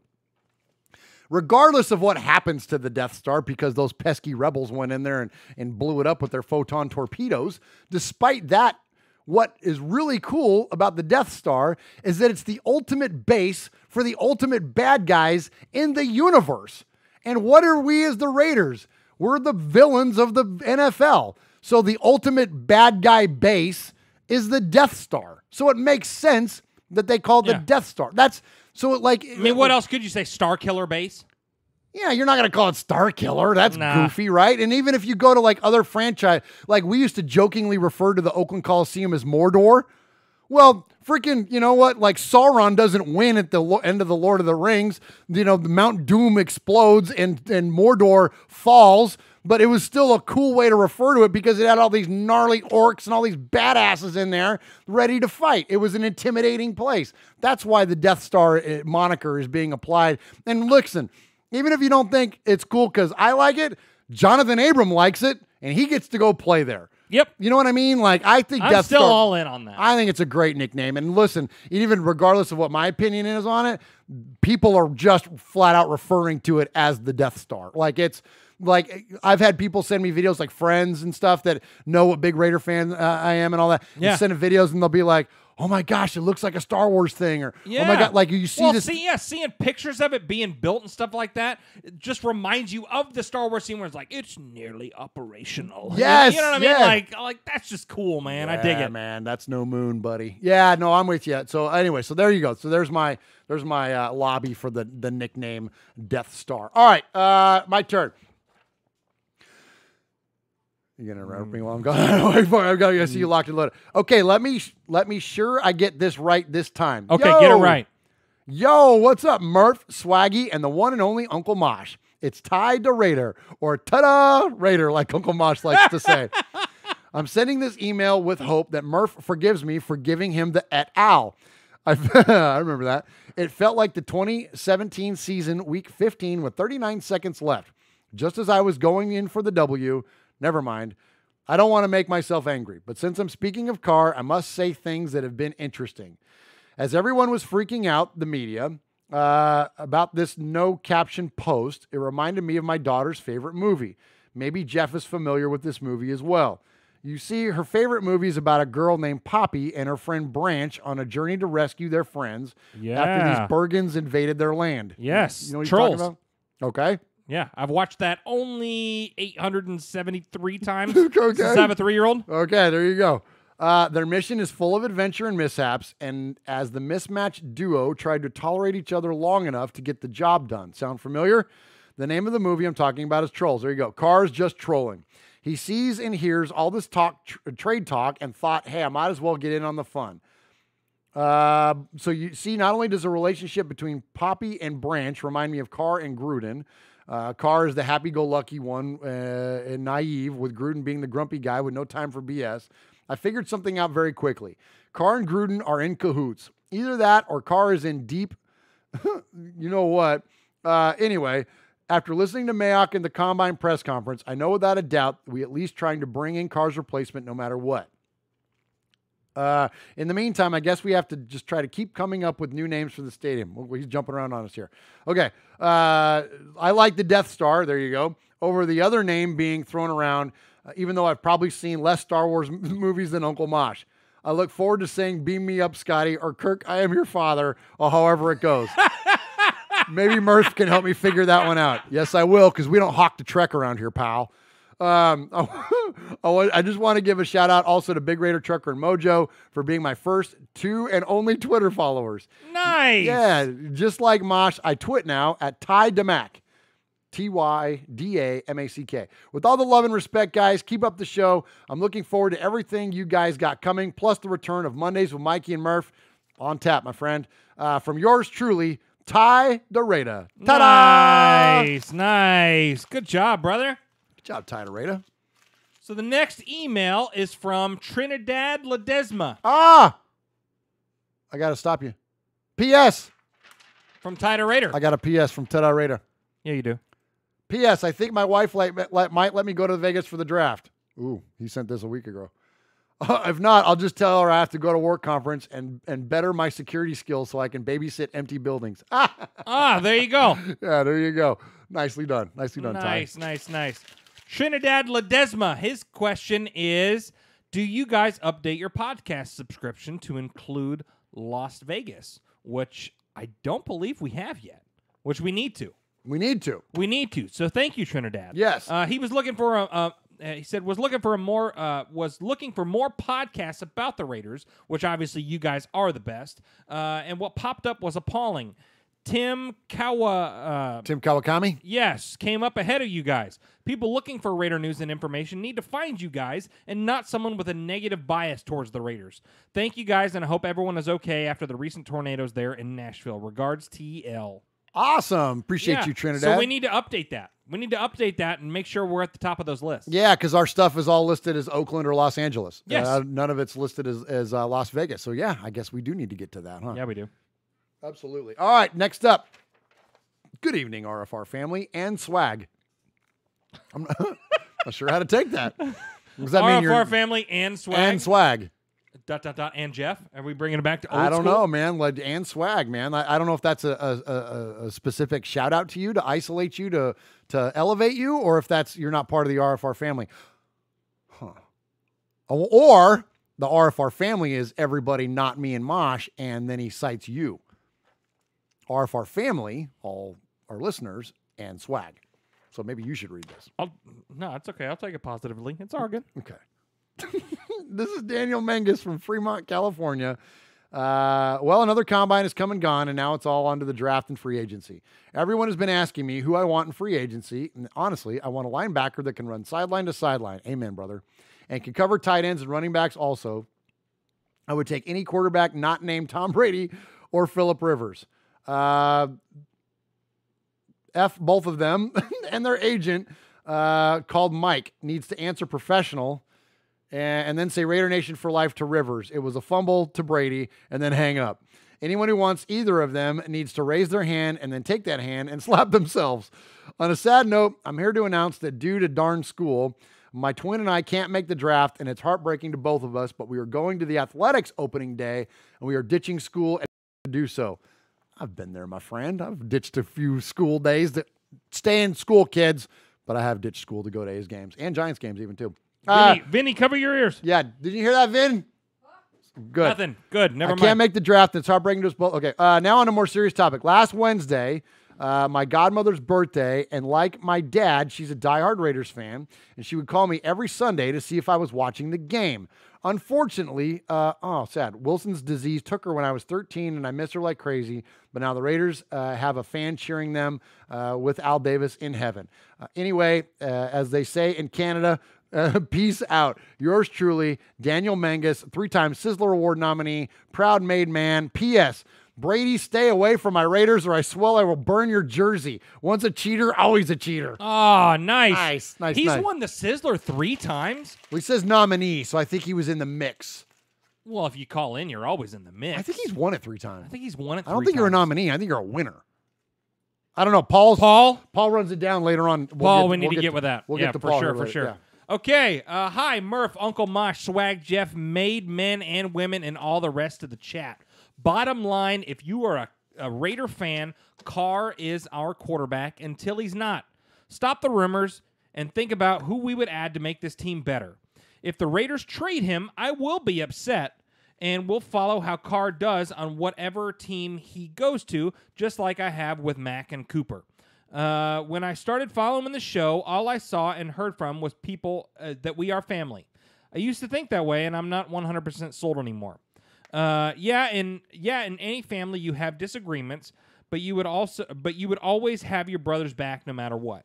It seems like this family has forgotten the phrase once a Raider, always a Raider. We used to back our players till they were not on the team anymore and still welcome them back once they retired. But fans today seem to not be able to have the same loyal level fans of old. But before you get mad, just think back of when we backed players back in the 70s, 80s, and 90s. We might grumble, but we always had their back until they left our team. I just want to see the nation be what we were when we were winning and in family as we once were. I still be the first to back any of you in a fight or to be the first to reach out a hand to help any of you. Raider Nation for life. Now let's get back to being a family and cheer our team no matter what and who is on the roster. Have a beer, get mad when someone drops the ball, or shout Raiders when someone scores a touchdown. Looking forward to a great year for this team and a great year talking to all of you in the chat and in person. Proud made man, one-time winner, the Sizzler, and the grumpy old bastard, Running Bear. Nicely done, Running Bear. Nicely done. Appreciate that, my friend. Appreciate you writing in. We hadn't heard from him in a minute. It's good to hear from him. Always in the chat. I don't know if he's in there tonight, but usually he's always in the chat. Hey, Vin, come read an email. All right, we're gonna bring Vinny in here. Come and read one. Go sit in Mosh's chair there. Fire up his microphone. Put on his headphones. Come and read an email. Okay. Hurry. Go faster than that. I'm just kidding. You can go as fast as you want. All right, here we go, Vin. We didn't sound check that mic. I'll have him. Okay, go ahead, buddy. Hello? Oh. Okay, go now. Okay. Okay, got to talk loud. All right. Okay, welcome to Raiders Fan Radio, Vinny. Thank you. Say hi to the chat room. Hello, chat room. How you doing? The chat room says, we're great. All right, so. You're an idiot. Hey, you're not supposed to call your dad big stupid on a national radio show? I love it. Or an international radio show. True, yeah. All right. I'll get it. No. All right, go ahead. Read. Okay. Good evening, fellas. I called on the voicemail/Google death line earlier and it got me thinking while it's off the season. There really isn't much going on besides rumors and opinions that all these taking heads have. Shit, I think we all have 7 quarterbacks. Vinny! Vinny just said his first cuss word ever. And he did it on the air. You're not supposed to say that. All right. Okay, all right. Good job, son. Way to stick to the content. That was good. Tannehill, Winston, Love, Rivers, all in camp to compete with Carr, depending on who you listen to. So while it's slow and after the aftermath of what happened in your area, I thought I'd also write in. I don't know how many of your new listeners realize how close to home this disaster was to you guys. As a long-time listener and getting to meet up with you guys, Q-Dog and Monster Mash Ken at the draft last year, I'm pretty familiar with the idea. So, in retrospect, we never know if and when our lives can change. We, the listeners, I feel, have become familiar with each other to a point, conversing in the chat room on Wednesday nights. Being a made man for quite a while and being of Italian descent, this means your family. Yeah. So, since it's slow, maybe we can share, if people want to, a little bit about ourselves to other made men or family. I'm Ben Koopa, a.k.a. Eye Patch. I might use this name because my 2 team I follow, their logos wear eye patches, Raiders and Pirates. Yeah, the both such my 2 kids tell me all the time. I get it. I also switched to this moniker after becoming a made man. Yes, Paul Sizzler Award scorekeeper. I have won the award as Eye Patch a few times, but also as Florida Raider back in the day. Born and raised in New Jersey, I moved to Palm Coast, Florida, just south of St. Augustine on the East Coast 33 years ago. Transferred with my job at FedEx Express and still work there 36 years, and this should be my last. I have 2 great kids, great shepherd dog, fiance who always gets put in order after the dog. Dang, okay. I've been a Raider fan since 1968 and will always bleed silver and black. When I'm not working, I'm usually at the beach kayaking or riding my Harleys. That's awesome. That is Harleys. Harleys. That's yeah, cool. Plural. I hope to hear from more of you and your whereabouts. I know Q-Dog is in Texas, Mojo is in San Diego, and protects our country. Hats off to you, Mojo. Amen. I have a long-time friend who lives in San Diego. Bro, I got to get out there and hook up. I'm going to try and get to the road games in Atlanta, Panther and Jet games this year. So I'll make sure to hook up with the boys from the fan club Blitz and Monster Mash Kin. That's all I have for now. One nation, one family, Raider Nation. F.U. Google Voice, prayers, Eye Patch. Nice. Good job. All right, Eye Patch. Good job, Vanooch. Thank you very much. Yeah, man. Way to run the emails there, son. Yeah. Good job. And way to dodge reading an email there, Murph. Yeah, I know, right? Yeah, Dad. Yeah. Yeah, well, hey, that's what happens when you're the show producer over here. I suppose so. Thank you, buddy. You did a good job. Of course. All right, pal. Love you. See you. Okay. Next email. Hey Murph, Uncle Mosh, Swag Jeff, Capo, my fellow made men and women, and the rest of the RFR Fan Cave Nation. Just finished listening to the show, and I had to respond. First, let me preface with in Mayock I trust, meaning whatever direction he decides to go, I completely trust his judgment. This will be my last take on this matter. So I'm going to bring some heat, show you some numbers, and go over Maximum Overdrive with some who made who. Now, as far as the Brady, or for whatever, for that matter, any current free agent quarterback on the market, if we part ways with DC, whether by trade or release, it will still count about $7.5 million against the cap for the next 2 years.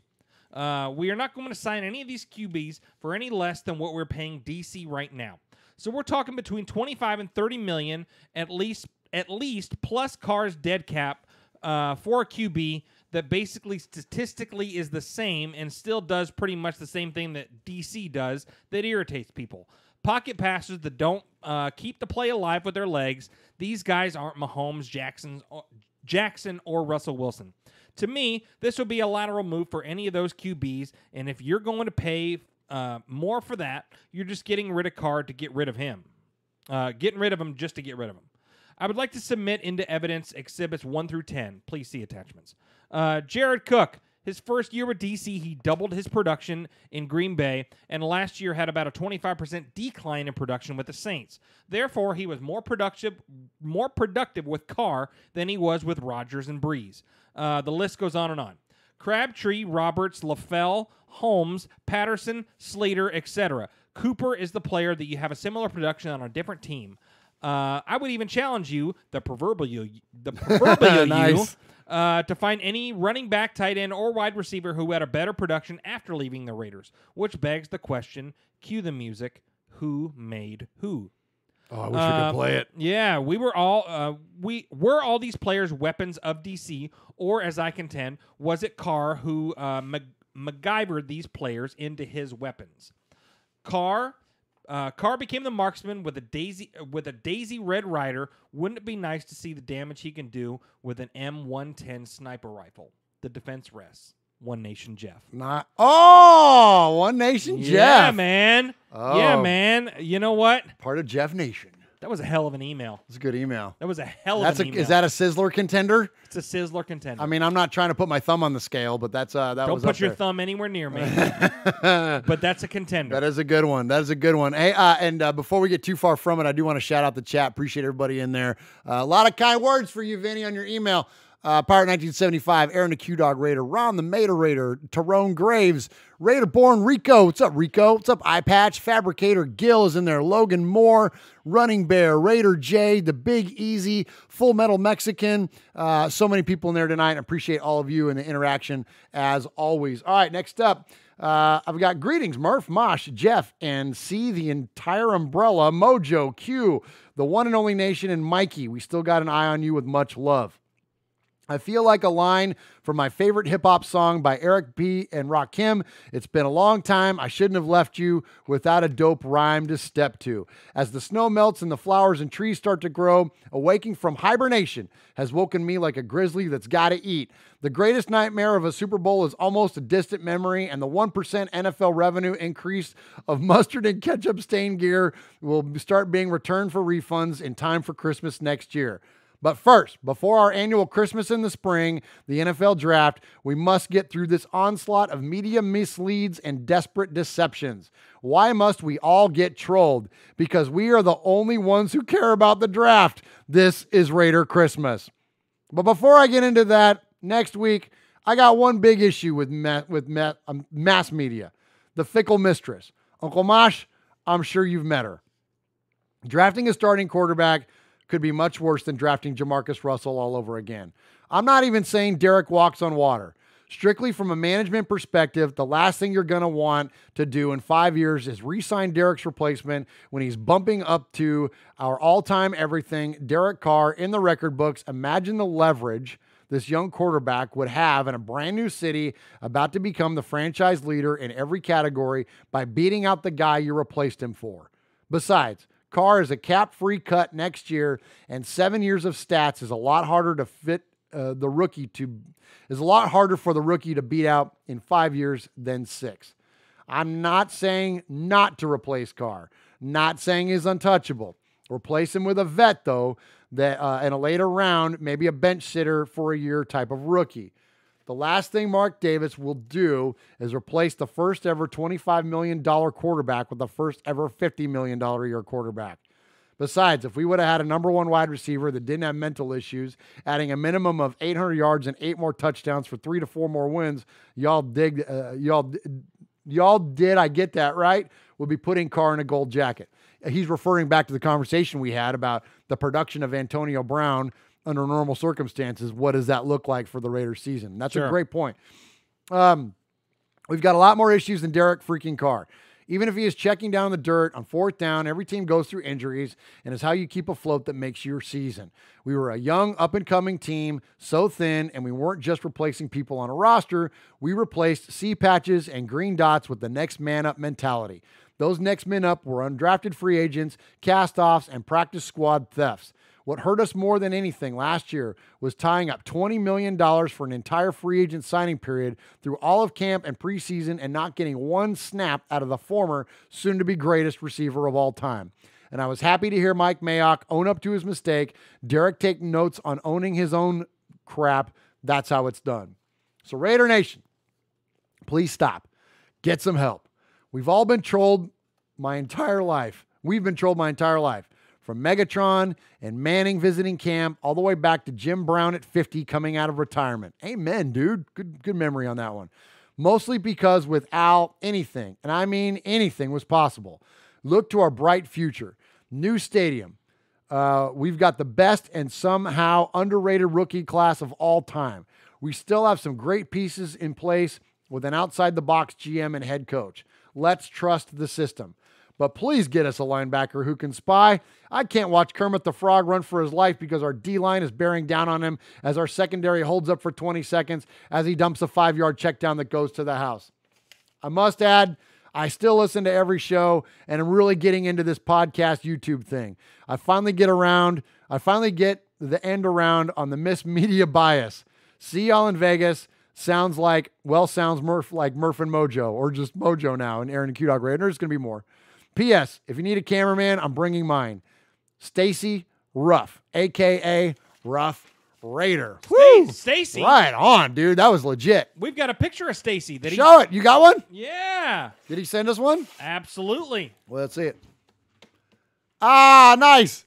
Ooh, that's legit, man. Yeah, that's dope. I like it. Cool, dude. That is way cool. Way cool. Very cool. So great job on the email, Stacy. We appreciate you, my friend. And, yes. Yeah, keep them coming, man. Keep them coming. All right, Swag, you got one more? I have one more. Do you have one more? I have one more. Yep. Okay. All right. Hey, Murph, Uncle Moss, Swaggy J, made men and women, and all the Raider Nation.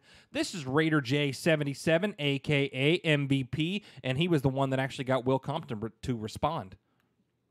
That's exactly right. Yes. First off, I'd like to say much respect to all of you and what you do on behalf of the original nation, Raider Nation, by providing us with Raider content that's both informative and entertaining. Much love.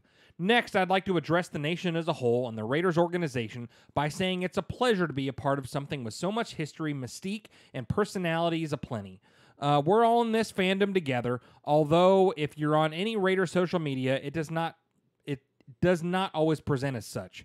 With that being said, I would like to make a suggestion to Raider Nation, and that is to sit back and try to enjoy the ride that is your love and vested interest in the silver and black. No one knows which way the autumn wind will blow or just what ship will sail. Nor do we know what cast of characters are in the next chapter of this swashbuckling adventure to obtain which will be the most coveted in all the NFL, the Lombardi. Will we be there soon? Will we be there later? Will Derek Carr be our quarterback in 2020 and beyond? Will we finally draft a playmaking linebacker in the draft or bring a superstar in from free agency? All that remains to be seen. But what we do know is what is in the here and now, and that is that we are the Raiders and we're badass. We know that Vegas is our capital now, and what better place can there be other than the city of Oakland or LA to represent the bad boys of an NFL team than the city that the bad boys built. We know that our GM and our coach are both leaders of men and take no BS, bust tail, love the game of football, and approach to what they do day in and day out. We know that we're focused on a return to the commitment of excellence. We know that when all is said and done, the members of this nation will show up and show out every game to cheer on and support the best NFL franchise in the history of American football. Come on. Of these things, we know we have no doubt. So let's take a cue from the love guru known as Happy Gilmore. Put on your favorite jersey and grab your most beloved Raiders memorabilia, turn the lights down low, and let Lionel and Diana serenade us with their sultry love ballad into the night. Because the love for this team is real and the future is bright. Peace out, Raider Nation. Just win, baby. Raider J77, a.k.a. MVP. Oh, nicely done, Raider J. Appreciate that. Dude, anytime you bust out a Lionel Richie reference on this show, I'm all about it, dude. You know what my favorite one is? What's that? Well, I like Commodores. I like Easy, right? Easy like Sunday Morning, right? But I think my favorite one is You Are. You are the sun. You are the rain. Remember that one? Anybody in the chat room? That makes my life this foolish pain. You need to know I love you so. Oh, my gosh. Just and keep I'll going. do it all again and again. I'm all about Lionel. Whoa. Oh, man. Lionel's legit, dude. Oh, yeah. You are, dude. Check yeah. it. Check me on that, Raider Nation. You are. I like Stuck on You. Oh, Stuck on You. There's a feeling down deep in my soul that I just can't lose. Yes, I'm on my way. Oh! Oh! Come on, look at there. Love it. Yeah, I Love needed it. a friend. And the way I feel now, I guess I'll be with you till the end. That is Raider Nation. It's Raider Nation. What other podcast are you going to come to that the hosts are going to sing you Lionel Richie songs in the midst of our emails? Come on now. Lionel, man. Can't go wrong with Lionel. All right, evening, fellas. That was good. You can sing, Jeff. I hope all is well with you, your families, and loved ones after the devastating news that hit your area last week. Events like that certainly put things into perspective, and my thoughts and best wishes are with everyone at such a terrible time. Thank you, thank you, thank you. We appreciate you. Yes. On to football. Pretty much all the focus recently has been on the Combine, and there were some outstanding prospects on the show. The individual highlight for me was Louisville's Mickey Becton running his 40-yard sprint. Man, that was impressive. Oh, yes. I know what he's talking about. The 6'7", 364 pounds, and he flew downfield like a boulder chasing Indiana Jones and Raiders of the Lost Ark. 5'11", over 40 yards was crazy for a guy his size. The actual highlight, though, was MJ Acosta, but I'd be going way off topic. There seems to be quite a pool of talent headed towards the draft. And with Mike Mayock's magic, I think the lower rounds could be the ones to watch again this year. Speaking of which, how can you not love the way Coach Gruden and Mike Mayock go about their business? The interviews with them were great to watch. Neither gave anything away about how we'll conduct our draft. They admitted there were certain needs, but they didn't back themselves into a corner as to how our strategy will play out. It would be so easy to let a comment slip out when you consider the amount of different interviews they had to do, but they were excellent. The Raiders are not going to show their hand by making statements about players' futures, for example. Why would they tell the world what their intentions are with DC's future when he could be a major bargaining tool down the line? Preach, brother. Mm-hmm. It never ceases to amaze me how the media expect people to be that stupid as to let everybody know our plans in advance. Finally, this week, I still haven't decided which college team I'll be supporting for this season. A little more research is yet needed. Here's my suggestion for you. Let's start with those guys right there, the Middle Tennessee Blue Raiders. Well, yeah. I have a Sizzler score update. All right, here we go. Sizzler score. Okay. Houston Raiders Steve and Big Raider Trucker are joint leaders with 4. Oh, 4? 4. Holy cow. Pirate 1975, Coach Davis, Rev Raider, and B-Dog in a Pasture have 3. Okay. The rest of us are in their slipstream. Pirate 1975 has won 3 out of the last 7 Sizzlers. He's red hot. He's on fire. He's on fire. I also read an article about league bosses thinking about extending the regular season. Not sure I agree with it myself. What are your thoughts? I don't like it. I mean, maybe the extra playoff game, but I don't like the 17-game season. Nah, I don't either. And I'll tell you why, and I'll keep it brief because we're going to start running out of time, even though we're going to be here for a while still. I'm a big fan of stats and numbers, as you know, and I think that it skews the records, regular season records. We already did that once when the teams went from 14 regular season games to 16. It would just make that even worse. And then again, even when you add in an extra playoff game, would do the same thing. It makes all these guys, when you have all these extra wild card games and all these like, so-and-so leads has the most postseason victories and blah, blah. Well, yeah, because they're playing more games. Right. So-and-so has the leading like blah, blah. Yeah, because they're playing more games. So right. I think it skews the history of so I don't like it. I wish they'd just keep it the same.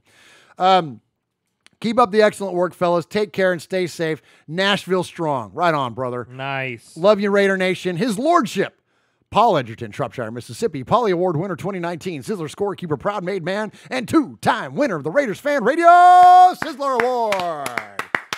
Paul, you the man, brother. Right on, Paul.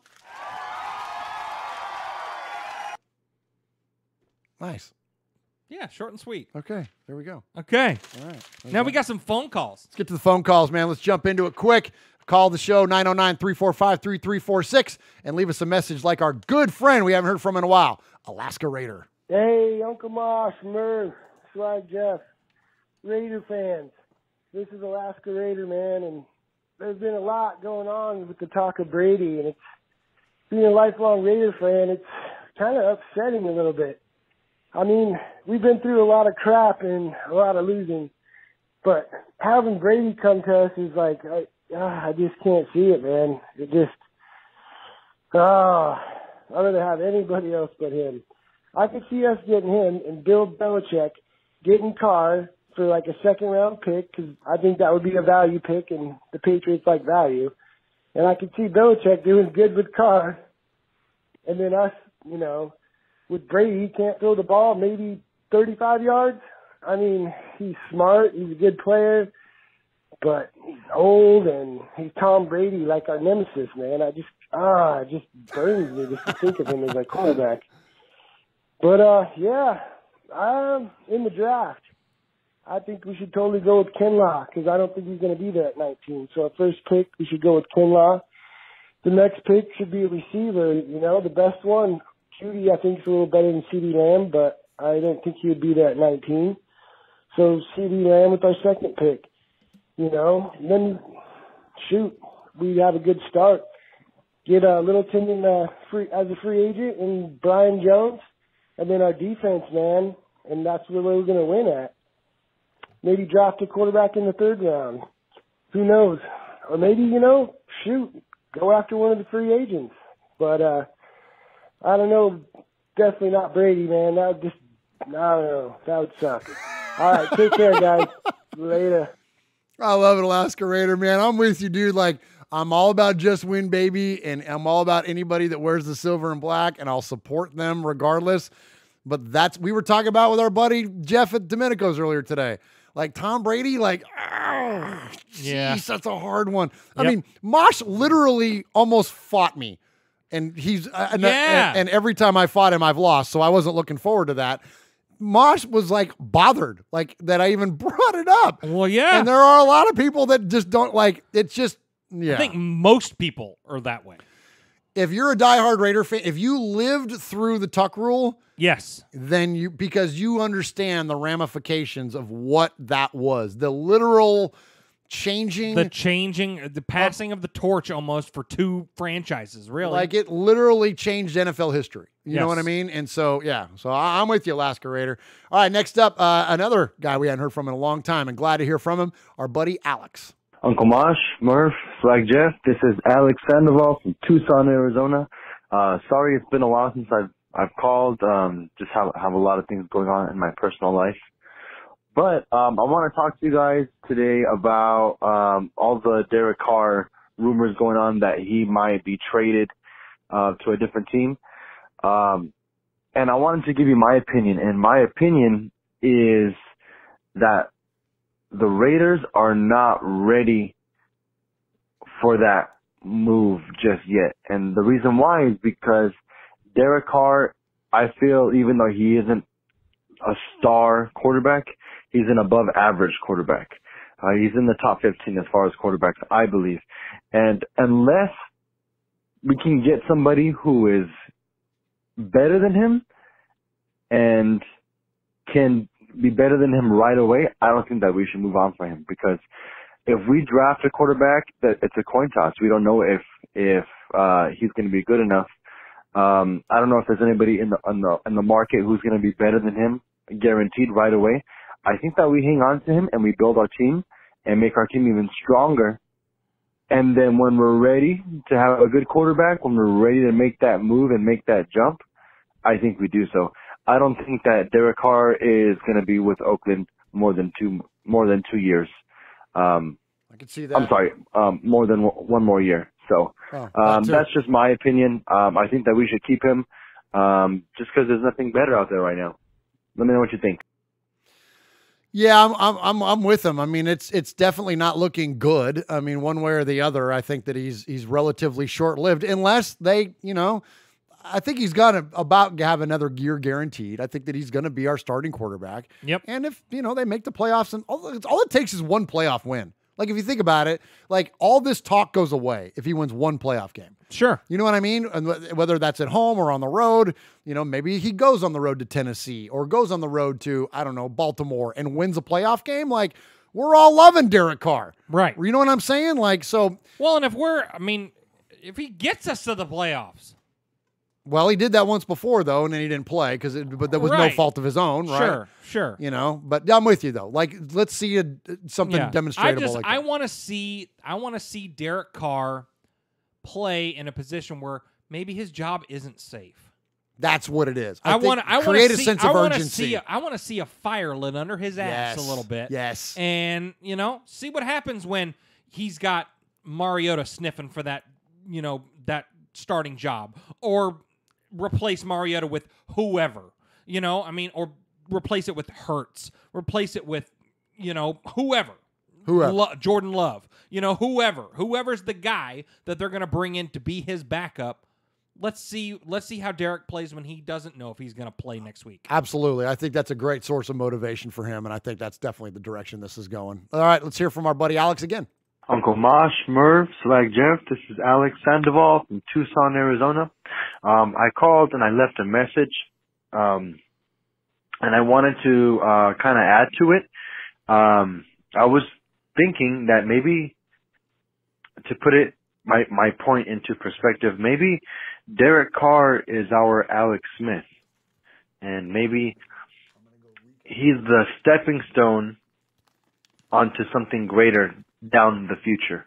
And maybe we keep Carr and maybe we build up the team, and then once we get to the point where we're one player away from being like Super Bowl contenders, from being, deep playoff contenders, then we make our move then. Maybe, maybe that's a possibility. I don't know. That's just what I think. What do you guys think about that? Yeah, I'm with you on that, Alex. Like we said at the first part of the show, I think the free agency, obviously, and the draft, but free agency is going to tell a lot on how much this team and how much this coaching staff and how much our general manager believes in Derek. Yes. Are we going to go and get the pieces that we need to go and make him successful? Are we going to bring in a backup quarterback that's going to light a fire under him to make him play at a higher level? We're going to be able to tell what the future is going to look like. Absolutely. Great point, Swaggo. Great point and great call, Alex. Yeah, Alex, thank you. Yeah, good to hear from you again, and keep them coming, bud. All right, so let's head to the Canary Islands, Jeff. Hey. So if your lady's in the room and she's listening to the show with you, you may want to do earmuffs, or at least, you know what I mean? We were talking about Lionel, but Lionel's got nothing on Rico. Hey guys, Ready Bon Rico here. So I don't know if I'm more annoyed by the coronavirus talk or the Tom Brady talk. They both really annoy me. Probably more the Tom Brady talk.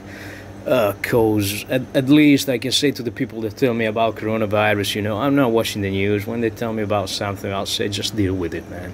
Listen, I wake up in the morning and I didn't put the NFL Network for a while. I say, the Super Bowl is done. They probably stop about talking about Froggy Mahomes and all that clowns.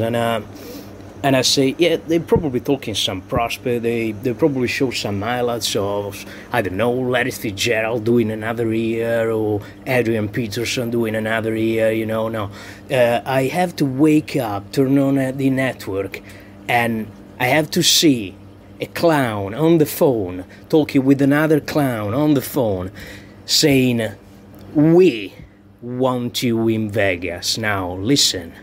You're a Cage Fight promoter. You got to stop, man.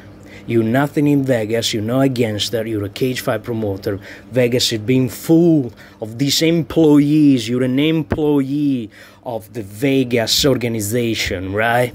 So when you're saying we, I don't really know what you mean by we, because you're not a Raider, you're probably a Patriot fan, you're not a Raiders fan, you better pay your seat. And hey, put to this man the seat up the price, at this stage, give me Derek Carr all day. I want to see this guy pay his seat while watching Derek Carr throwing bombs and making a great season and bring us to the Super Bowl, because at this stage I don't want anybody else than Derek Carr, man up, more angry, showing up and do his things, because I know he's capable of. So for that moment I was saying, yeah, the quarterback will be good next to him, or if you got the fantastic trade that Jerry Jones called you and say, hey, listen, I give you Dak Prescott, would you like to give me Derek Carr? Oh, well, let's swap quarterback, yeah, why not? You know what I mean? But at this stage, not even that. Listen, keep the man on the roster. You got to wash your mouth when you're talking about Derek Carr. I don't know where you've been in the last, 17 years? We are now in a certain position, because from 2015, that man, 14 or 15, I can't remember, that man comes stepping into the building. So pay respect to the man. He's already holding some records. He's been through different coaching staff, not mediocre players. We're building something. Listen, at this stage, give me Derek Carr all day. Stop talking about he have to go. If there's someone who wanna dump him, we are Raiders, not you, Dana White, not you, expertise of whatever it is. Journalists, they're a bunch of vultures waiting for a body to drop. And if you're gonna listen to that idiots, to that buffoons, you're an idiot as well. And I tell you what, man, it's better you go cheer up for Tom Brady or Froggy Mahomes or whoever it is, because you know a Raider, you know what? And that's it, man. You got to stay united anyway, support Derek Carr, support the quarterback if we're going to draft a quarterback, a young buck next to him to learn, and don't start a conversation for who have to be in the first place, who have to start. Just support the old team and get these clowns out of the building. Dana White, Tom Brady, but give me a break. I'm out, sorry, I'm fed up. Nicely done, Rico. Appreciate the call as always, my friend. And yeah, man, that was an interesting clip there. So I've got it here. So let's play it. So what he's referring to is UFC, what is he, president, I guess, Dana White, is talking to Josh Jacobs on a face chat kind of thing. And what's interesting is that Dana White has been lobbying hard for Tom Brady to come to Vegas. Now, Dana White is not a Raider fan. He's actually a Patriots guy, if I'm not mistaken, but he's a big Vegas guy. And so he's like, well, if Tom Brady is going to not be in New England, then I'd rather have him here in Vegas. So that's kind of the overall sentiment of where he's coming from. He's just a fan like we are, and he wants, his guy to be in his city. So, I mean, I kind of get it. I don't begrudge him necessarily, but it definitely made news. And I think what's very interesting is Josh Jacobs' response. Let's go to it.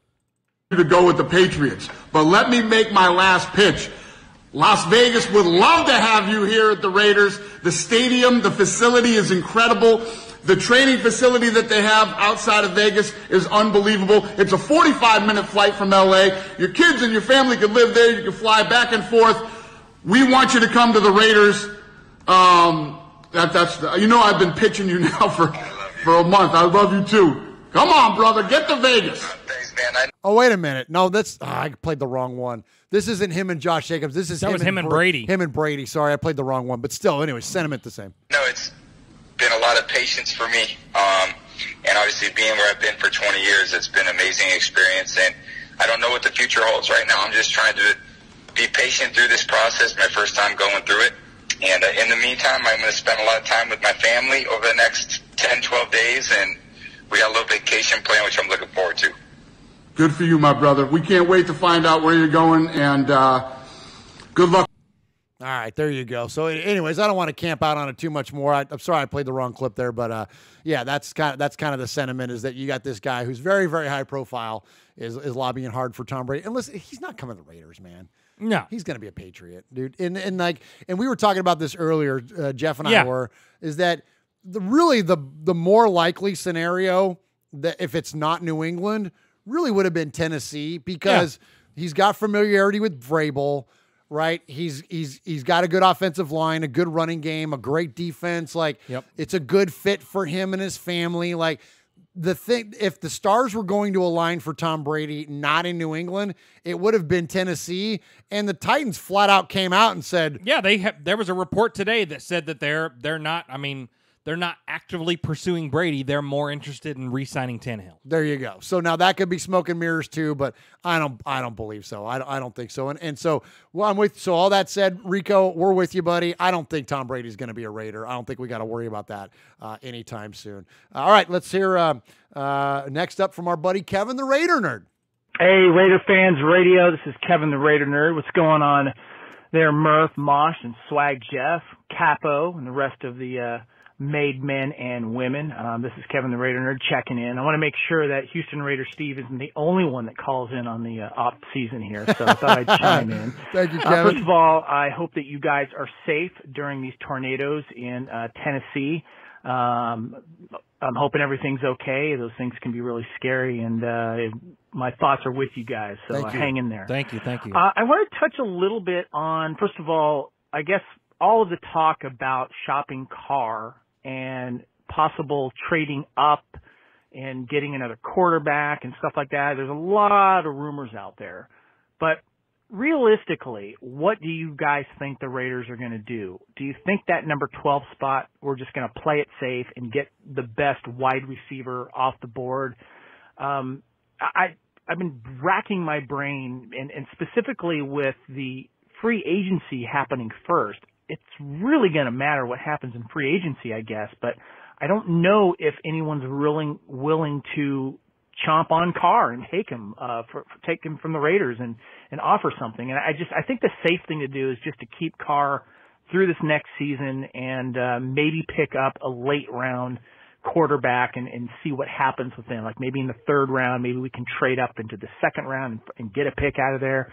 But with everything that's going on, realistically, what do you guys think is going to happen? So I'm really kind of curious about that. If you guys haven't already, I want to reiterate, I'd love to hear what you guys think about the article that came out regarding the Raider bias on the NFL officiating. Love to hear more about that. And my last thing I want to mention is that, I heard you say this once, Murph, that sometimes you're weary about commenting on something because other podcasts have covered it a lot. I just want to say that we tune in because we want to hear what you guys have to say. This Raider Fan Radio family that you guys have is really important to us, and don't let any topic be off the board because you felt it's been covered by too much and by anyone else. We want to hear what you guys have to say. I always look forward to your podcast, and I love hearing what you have to say, what Mosh has to say, and also what Swaggy J and the rest of the family of Raider Fans Radio. So anyway, hope you guys are safe. Love you. Talk to you soon. This is Kevin the Raider Nerd, and I'm out. And that's awful. Thanks, Kev. Yeah, man, that's awful high praise coming from Kevin. Yeah. If you don't know who Kevin is, he is the proprietor, founder, co-founder of the Fandom Podcast Network. They have 150 shows over there at the Fandom Podcast Network. But he and his buddy Kyle do a show called The End Zone. They do a fantastic NFL show. They offer, as they say, mediocre fantasy football advice. And then they have a whole bunch of like pop culture type shows, and those guys are great. So that's, again, high praise coming from our friend Kevin, absolutely. the Raider nerd. So I'll answer. Well, first he mentioned Houston Raiders. Oh, Steve, okay, all right. And we were looking for the right opportunity. There's Houston Raider Steve. Look at that. There's Houston Raider Steve. Sent us that picture of him wearing his Get Made shirt, his RFR shirt there. That's legit. Absolutely. Appreciate you sending that, Steve. And so Kevin, so he asked a couple of things there. So, if I had to bet my mortgage, Swaggo, I'd say Derek Carr is the starting quarterback for us this year. I would say so. Yeah, I mean, so he asked, what do we think is going to happen? I think they're going to do due diligence. I think they're going to explore other players to challenge him, but ultimately he's going to be the man week 1. Will he be the man week 10? I don't know. We'll see how it goes. But in the beginning, it's going to be that. And then in terms of the penalties conversation based on that article, all right, so let me say, two things there. And again, we're going to go for a minute still tonight, y'all. We're going to go for probably another 30 minutes. We've got more calls to get to, and we're not going to be in a hurry. That's why we started early tonight. Kind of the last thing before we do this little bit of a format change going into next week. So in terms of the penalties, and in terms of the format change next week, we'll cover it on our RFR rundown, and that way we can establish what the content is in terms of the article, which is that the Raiders have been unfairly penalized over this X amount of time, and there's actually now data to back it up, and we'll dive into the analysis on it. So we will do that, Kevin. We're going to honor that request coming very, very soon. And so on the heels of that, I appreciate what you said about wanting to hear our opinion and our input on it. And again, a little housekeeping for us. We tend to stay away from things that other people have done and or are doing. Yes. Even if we came up with an idea that was similar on our own without being influenced, we tend to veer away from that because I don't ever want to be accused of being an imitator. And, I don't listen to other Raiders podcasts. And we love some of our other, podcast brethren, guys like Pillaging Podcast and guys like Mikey and the Behind the Eye Patch guys, like, East Coast Nation. Like, we love those guys. Like, they're colleagues of ours. Like, but I don't listen to them very rarely because I don't want their opinions to become my opinion. I don't want to get their opinion stuck in my head and then me regurgitate it on this show. Sure. So that's why, Kevin, we don't typically fall into that. But I get his point, though. And again, I'll honor his request, and we will dig into that subject going forward. So what do you think, Jeff? Is Derek Carr going to be our starter? Yes. Yes, I do think we bring in a quarterback this year. I do think we bring in a guy like Mariota, like Bridgewater, like... Ooh, Teddy B, man. I like that one. Yeah. That kind of guy. Do we trade a third-round pick and bring in Cam Newton? There's a bunch of different options. There. There's a bunch of different options, but I think day 1, week 1, starting quarterback for the Raiders will be Derek Carr, and I'm okay with that. I'm good with that. Absolutely. I'm good with that because I do think that Mayock is going to address issues that we have. Absolutely. So yes. Absolutely. All right, good stuff there from Kevin. All right, next up, let's hear from our buddy, Rev Raider. Rev. What's going on, Murph? Uncle Mosh, Young Swaggo. This is Rev Raider calling from Jersey. Just recently been watching the Underwear Olympics for the year. And man, there's a lot of talent there, man. I've seen mock drafts predicting that Isaiah Simmons could fall to us. That would be crazy. Daggone safety slash linebacker running a 4-3. That's wild. That guy, I'm going to pause it real quick. That's the pick. You know what I mean? Like, if somebody, and he's not going to, but if Chase Young from Ohio State falls, there are 3 or 4 guys defensively that are like, whoa, you know what I mean? That if they fall, who's the Ohio State cornerback? That we talked about, there's 3 or 4 guys that if they make it to 12, I'm okay with them not picking a wide receiver. Yeah. If one of those guys if he falls to 9, do we trade up? So you jump up and go get him. Yeah, good point. Yep. Also, I'm not even gonna lie. I'm a fan of CeeDee Lamb. It's just something in him that I saw in the combine. Like, dude's got a little swag to him. He got a little dog in him, like, that I was feeling, especially when he did that goal line toe tap in one of the drills. That was dope. Also, I was digging what Mike Mayock and Gruden were talking about, and I like what they said. You know, I mean, from what they say, it looks like they're still trying to keep Derek Carr. You know, I'm just gonna stand on what they said, like the kickstand open. You know, leave it at that. You know, but one thing that bothers me, like, you know, the rumors about him getting traded, yay or nay, man, just sit back, eat some popcorn, and just let it happen. There you See go. what happens. Yep. You know, all the speculation, it's just starting to get annoying to me. But that's all I got. You know, love the show as always. Y'all keep doing your thing. Peace. Awesome stuff there, Rev Raider. Appreciate the call. And man, that's good to hear from him. And man, we got so many to get to. I'm gonna hit the accelerator a little bit on these. All right, next up, we got a newly crowned Jeff. Newly crowned made man. So we're gonna hear from our buddy JC Raider, and then hit his music after the call. What's going on, family? This is JC Raider calling from Southern California. What's up, Murph, Mosh, Swaggy J, and the rest of the Raider Nation? This is JC Raider, like I said, so check it out. I got a scenario for you guys. Everybody's talking about how Carr is out of the picture and they want to get Brady and all these other rumors, but man, that's all smoke to me. Keep Carr. And actually, Mayock at the Combine talked about how they don't want to draft a receiver, how they can get receivers in the later rounds. No, that's all smoke to me too. This is my draft scenario. Pick 12. Go get either your CeeDee Lamb or your Jerry Jeudy's of the world. Just those two guys.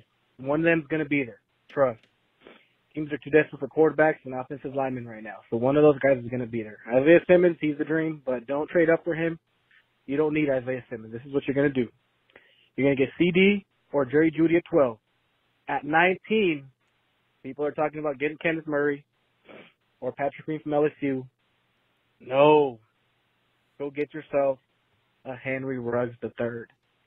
Yes, sir. Double up on receivers. And you got yourself what James Jones refers to as a Ferrari. Go get your two receivers in the first round, and you got yourself a Ferrari. And you might be saying, well, what about linebacker? What about defense? This is what you're going to do. Free agency. Go get yourself a Corey Littleton. We got the money for it. Go get yourself a Corey Littleton. Release to here. You know, he's been a good Raider. I like to hear, but he's just a liability in coverage, and he's a tackling machine, but he just can't cover. We saw that last year when he tried to replace Perfect at middle. Yep. So cut to here, save yourself a good $7 mil, and with called that one, didn't he? Corey Littleton, Sure did. and you're gonna double up a linebacker too. Either Joe Schobert from Cleveland or Blake Martinez from the Packers. Get your two linebackers. Even then, you're still gonna have some money left over. With that money that you got left over, go all in and get yourself a Byron Jones. So that's it. Free agency for defense, draft for your Ferrari. Who knows? Maybe even in the third round we can still get Jalen Hurts. I know that Trayvon Mullen's ex-teammate, I think what was his name, Terrell from Clemson, the other corner. He wants to go play with his teammate Trayvon. So I don't know, man.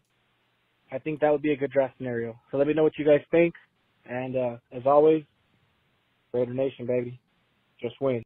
I love it, man. I love the idea of grabbing 2 first-round wide receivers. Oh, my gosh. And call it a day.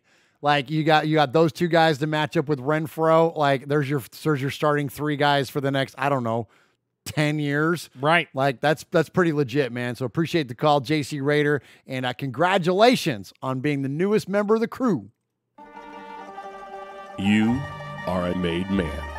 You showed you are part of the family by participation.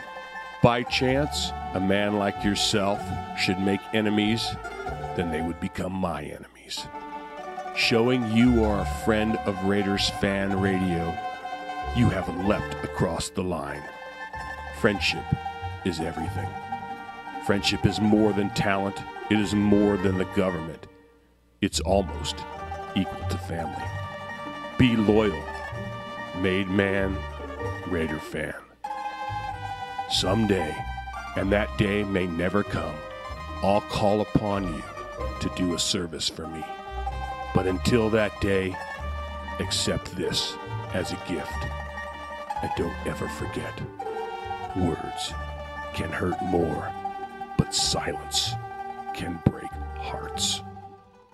Congratulations once again, JC Raider. And so, you know, Jeff, as I was putting the show together tonight, you know, as we were kind of talking about, you know, what we're going to focus on going forward and with our show and all that good stuff. Yeah. It made me really appreciate the scope of our community. And so I'm going to read through the Made Man list because it's been a minute since we did that, Made Man and Women list. And listen to all the different places that are represented here. And we don't have everybody's city here, but just listen to the amount of people that do identify with their city and how widespread and global Raider Nation is. So we got Jimmy Zebach, Hardcore Raider, Johnny in San Diego, Chuck Splatterhead McCann, Ron in Alliance, Alaska Raider, Dakota Raider, Aaron the Q-Dog Raider, Red in Yakima, Jim from the East Coast, Yayo in Jersey, Big Raider Trucker, Wyoming Raider, Diego in Georgia, Running Bear in Tulare, Mojo Raider, Junior in San Diego, Beto in, you know the city. You know the city. James in Arkansas, Monster Mash Ken, Raider Rue in Utah, Ev Dog, Houston Raider Steve, Jesse in Kentucky, B-Dog in a pasture in Texas, Max in San Diego, Max, Rev Raider, Raider Juan, Eye Patch, Alex in Tucson, Ruben in Vegas, Dave in the 330, Kevin the Raider Nerd, Paul in Shropshire, Mississippi, UK, 24 Karat Kev, the cool-ass Raider, One Nation Jeff, Chucktown Raider, Haley in Scotland, Queen Haley, recognize, Lino, the Full Metal Mexican, Central Valley Raider, RBK Raider, Coach Davis, Raider Ramon, Raider Born Rico, Raider Trucker Dan, Sugar Shane, Super Deuce, Daniel Mangus, his brother, who I don't have, Matthew Mangus, thank you, Just Win Johnny, Pirate 1975, and now JC Raider. What is up, dude? So good. I love that. I love that. Not the best. Yeah, absolutely. I mean, this chat is the best. This family is the best. This community is the best. You guys make it. Hats off to you, man. You guys are the best. So good. So good. All right. Yes. So, speaking of the Made Man list, another person we haven't heard from in a while. Let's hear from our buddy Jesse in Kentucky. Hey, guys. This is Jesse. I saw the news about the tornado in your guys' area. I sent you guys a message. I ain't heard anything. I don't know if you guys are okay or not. I'm just calling to touch base with you guys. It looks like you guys got hit pretty hard, at least in your neck of the woods. I know we've never met, but if you guys need anything at all. All right, I cut off there because he asked me to not play that last part on the air, but he literally gives us like his contact information, and it was like, if you need me, like I got you guys. Like, I mean, that's family, man. That's family, dude. That's so cool. Thank you, good. Jesse. Yeah, absolutely. Thank you, Jesse. We appreciate you, bud. And we're all good, and so continue to support the people in East and North Nashville and the other communities that got hit. All right, so this is awesome, man. I'm gonna call this prayer answered, dude. Okay, because we hadn't heard from this guy in a minute, and we know that we don't know the specifics of things, but we know he's had a series of health challenges, and we hadn't heard from him in a while, and so it is very, very good to hear from our buddy Raider Juan. Yeah, this is Raider Juan. How you guys doing, Merv? Uncle Mosh, thank you for your service. Swag Jeff, and Que Perro, and Full Metal Mexican, and the rest of the guys. You know, I'm just calling to say how you guys doing, and you know, I'm still praying for you guys. I need your prayers. I'm still doing pretty bad, but you know, I'm getting better. And I was calling you to think, what do you think, like in the draft game, like 2 wide receivers in the first round, like I see, like some mock drafts they have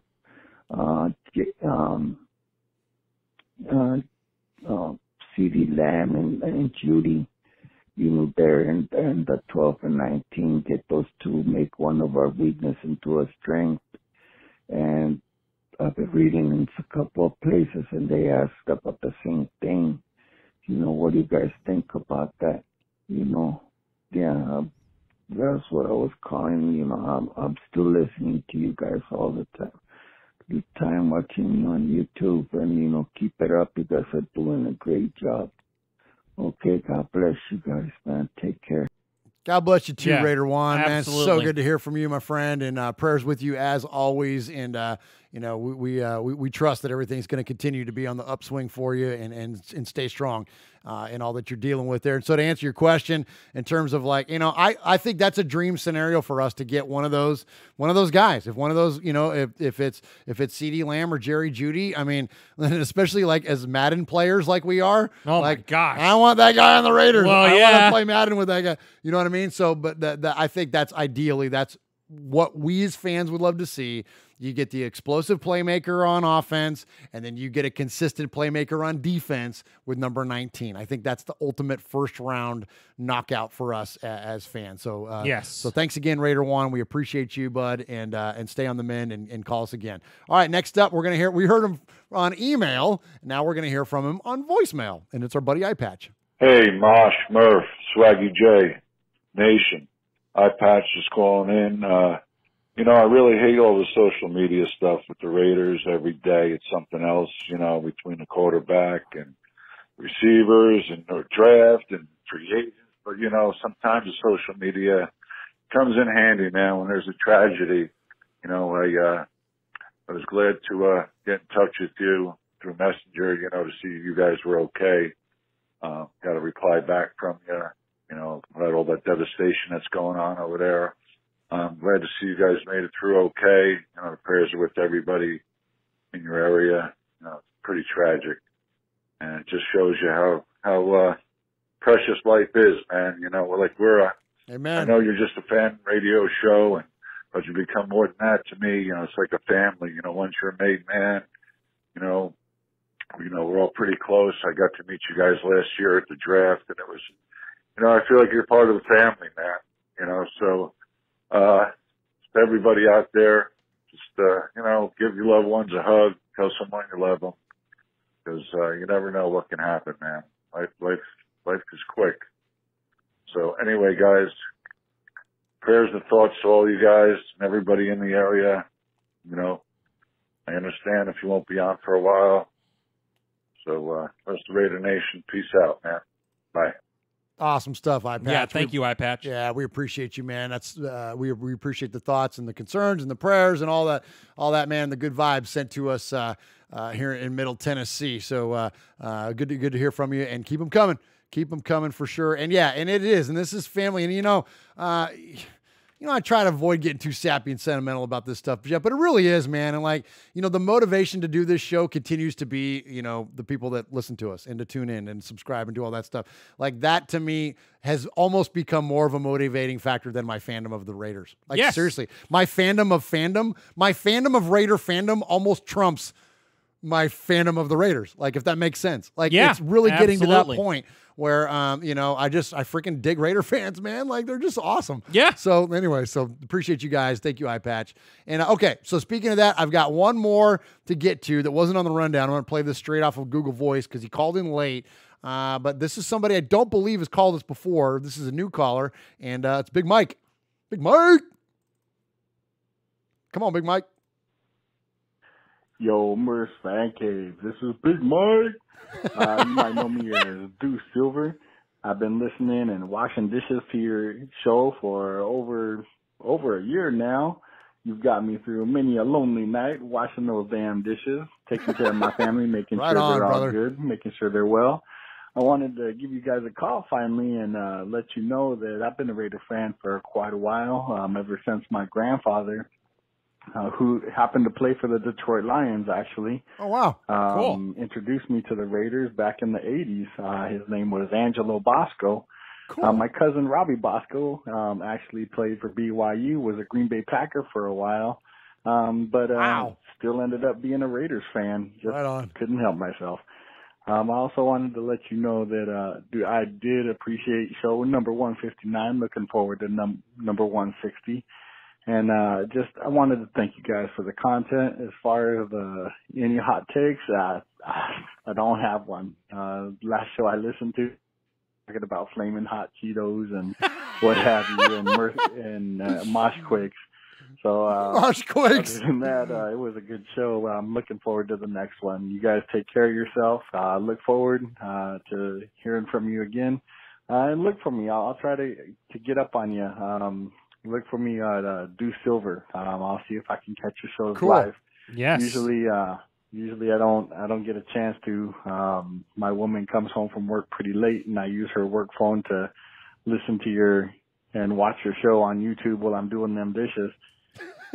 So I don't get a chance to catch you live too often, but I do watch every day, every week. Take care, and once again, good job. And I do look forward to hearing from Mondays with Mike and Murph again. Absolutely. Take care, gentlemen.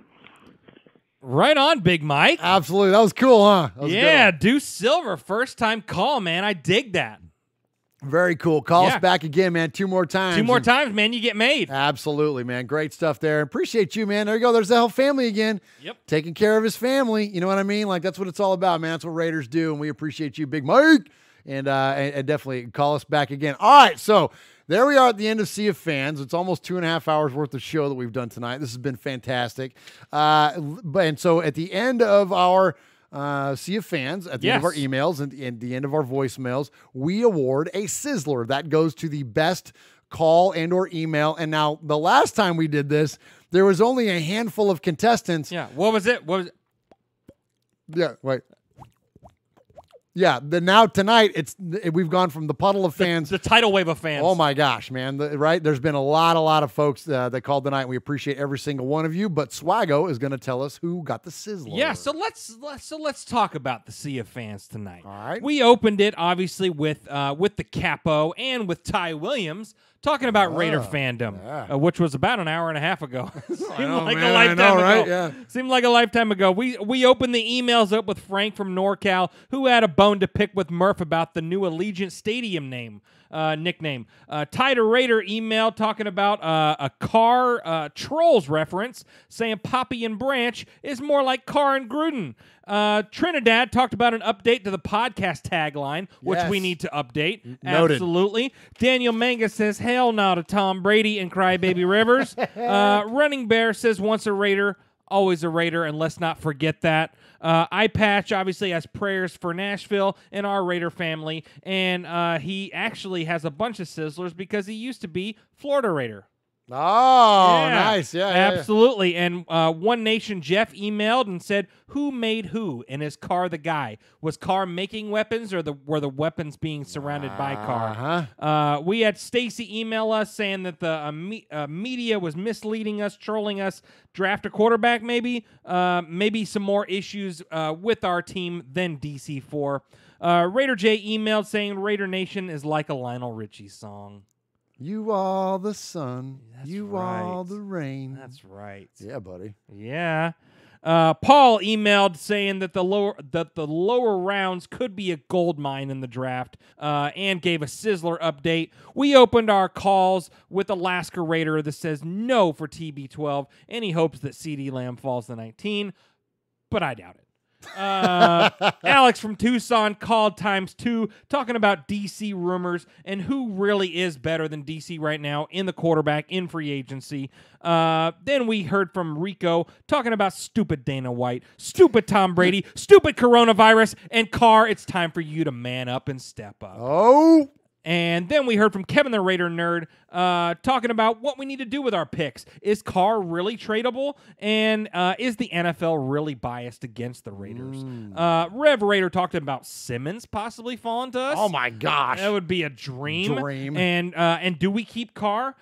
We made JC Raider, who said to go get a wide receiver. Go get a Ferrari. Let's double up. Let's double up on the wide receivers. Let's go get CeeDee Lamb. Let's go get Ruggs. And then just address free agency in the linebacker position. I love it. That's a great call. It's a great call. Jesse in Kentucky just checking in with the tornadoes that went through the Middle Tennessee area. Thank you so much, Jesse, for reaching out. And if we do need anything, we definitely will let you know. Absolutely. Raider 1, great hearing from him. Sounds like he's hanging in there, and he likes 2 wide receivers as well. Yes. He just wants to double up. iPatch called again with his prayers for Nashville. But tonight, we had a late entry He snuck What? in. He snuck in. Do it. He is a first-time caller. Do it. And loved episode 158, where we talked about mosh quakes and hot Cheetos while he does the dishes. It's Deuce Silver, Big Mike with the Sizzler. Sizzler. Sizzler. Sizzler. Sizzler. Sizzler. Oh, my God. We are Metallica, and we are here for your Oakland Raiders. You know why we are here, and we ain't playing around today. From The Walking Dead to errant Jedi Knights, Raiders fans are a rogues gallery.